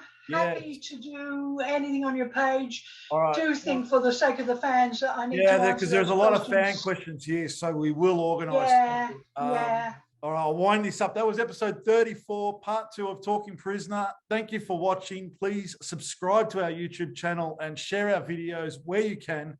And please also like our Facebook, Twitter, Instagram. Let's make this the #1 podcast. Was it #9 at the moment? Yeah, something like that. It was great. Yeah, let's make it #1. We want to make it #1, please. And it will be available across. Then I can get residuals. Residual. It's available across all podcast platforms, including Google Podcast, Apple, Spotify, iHeartRadio, Brilliant. and talkingprisoner.com website.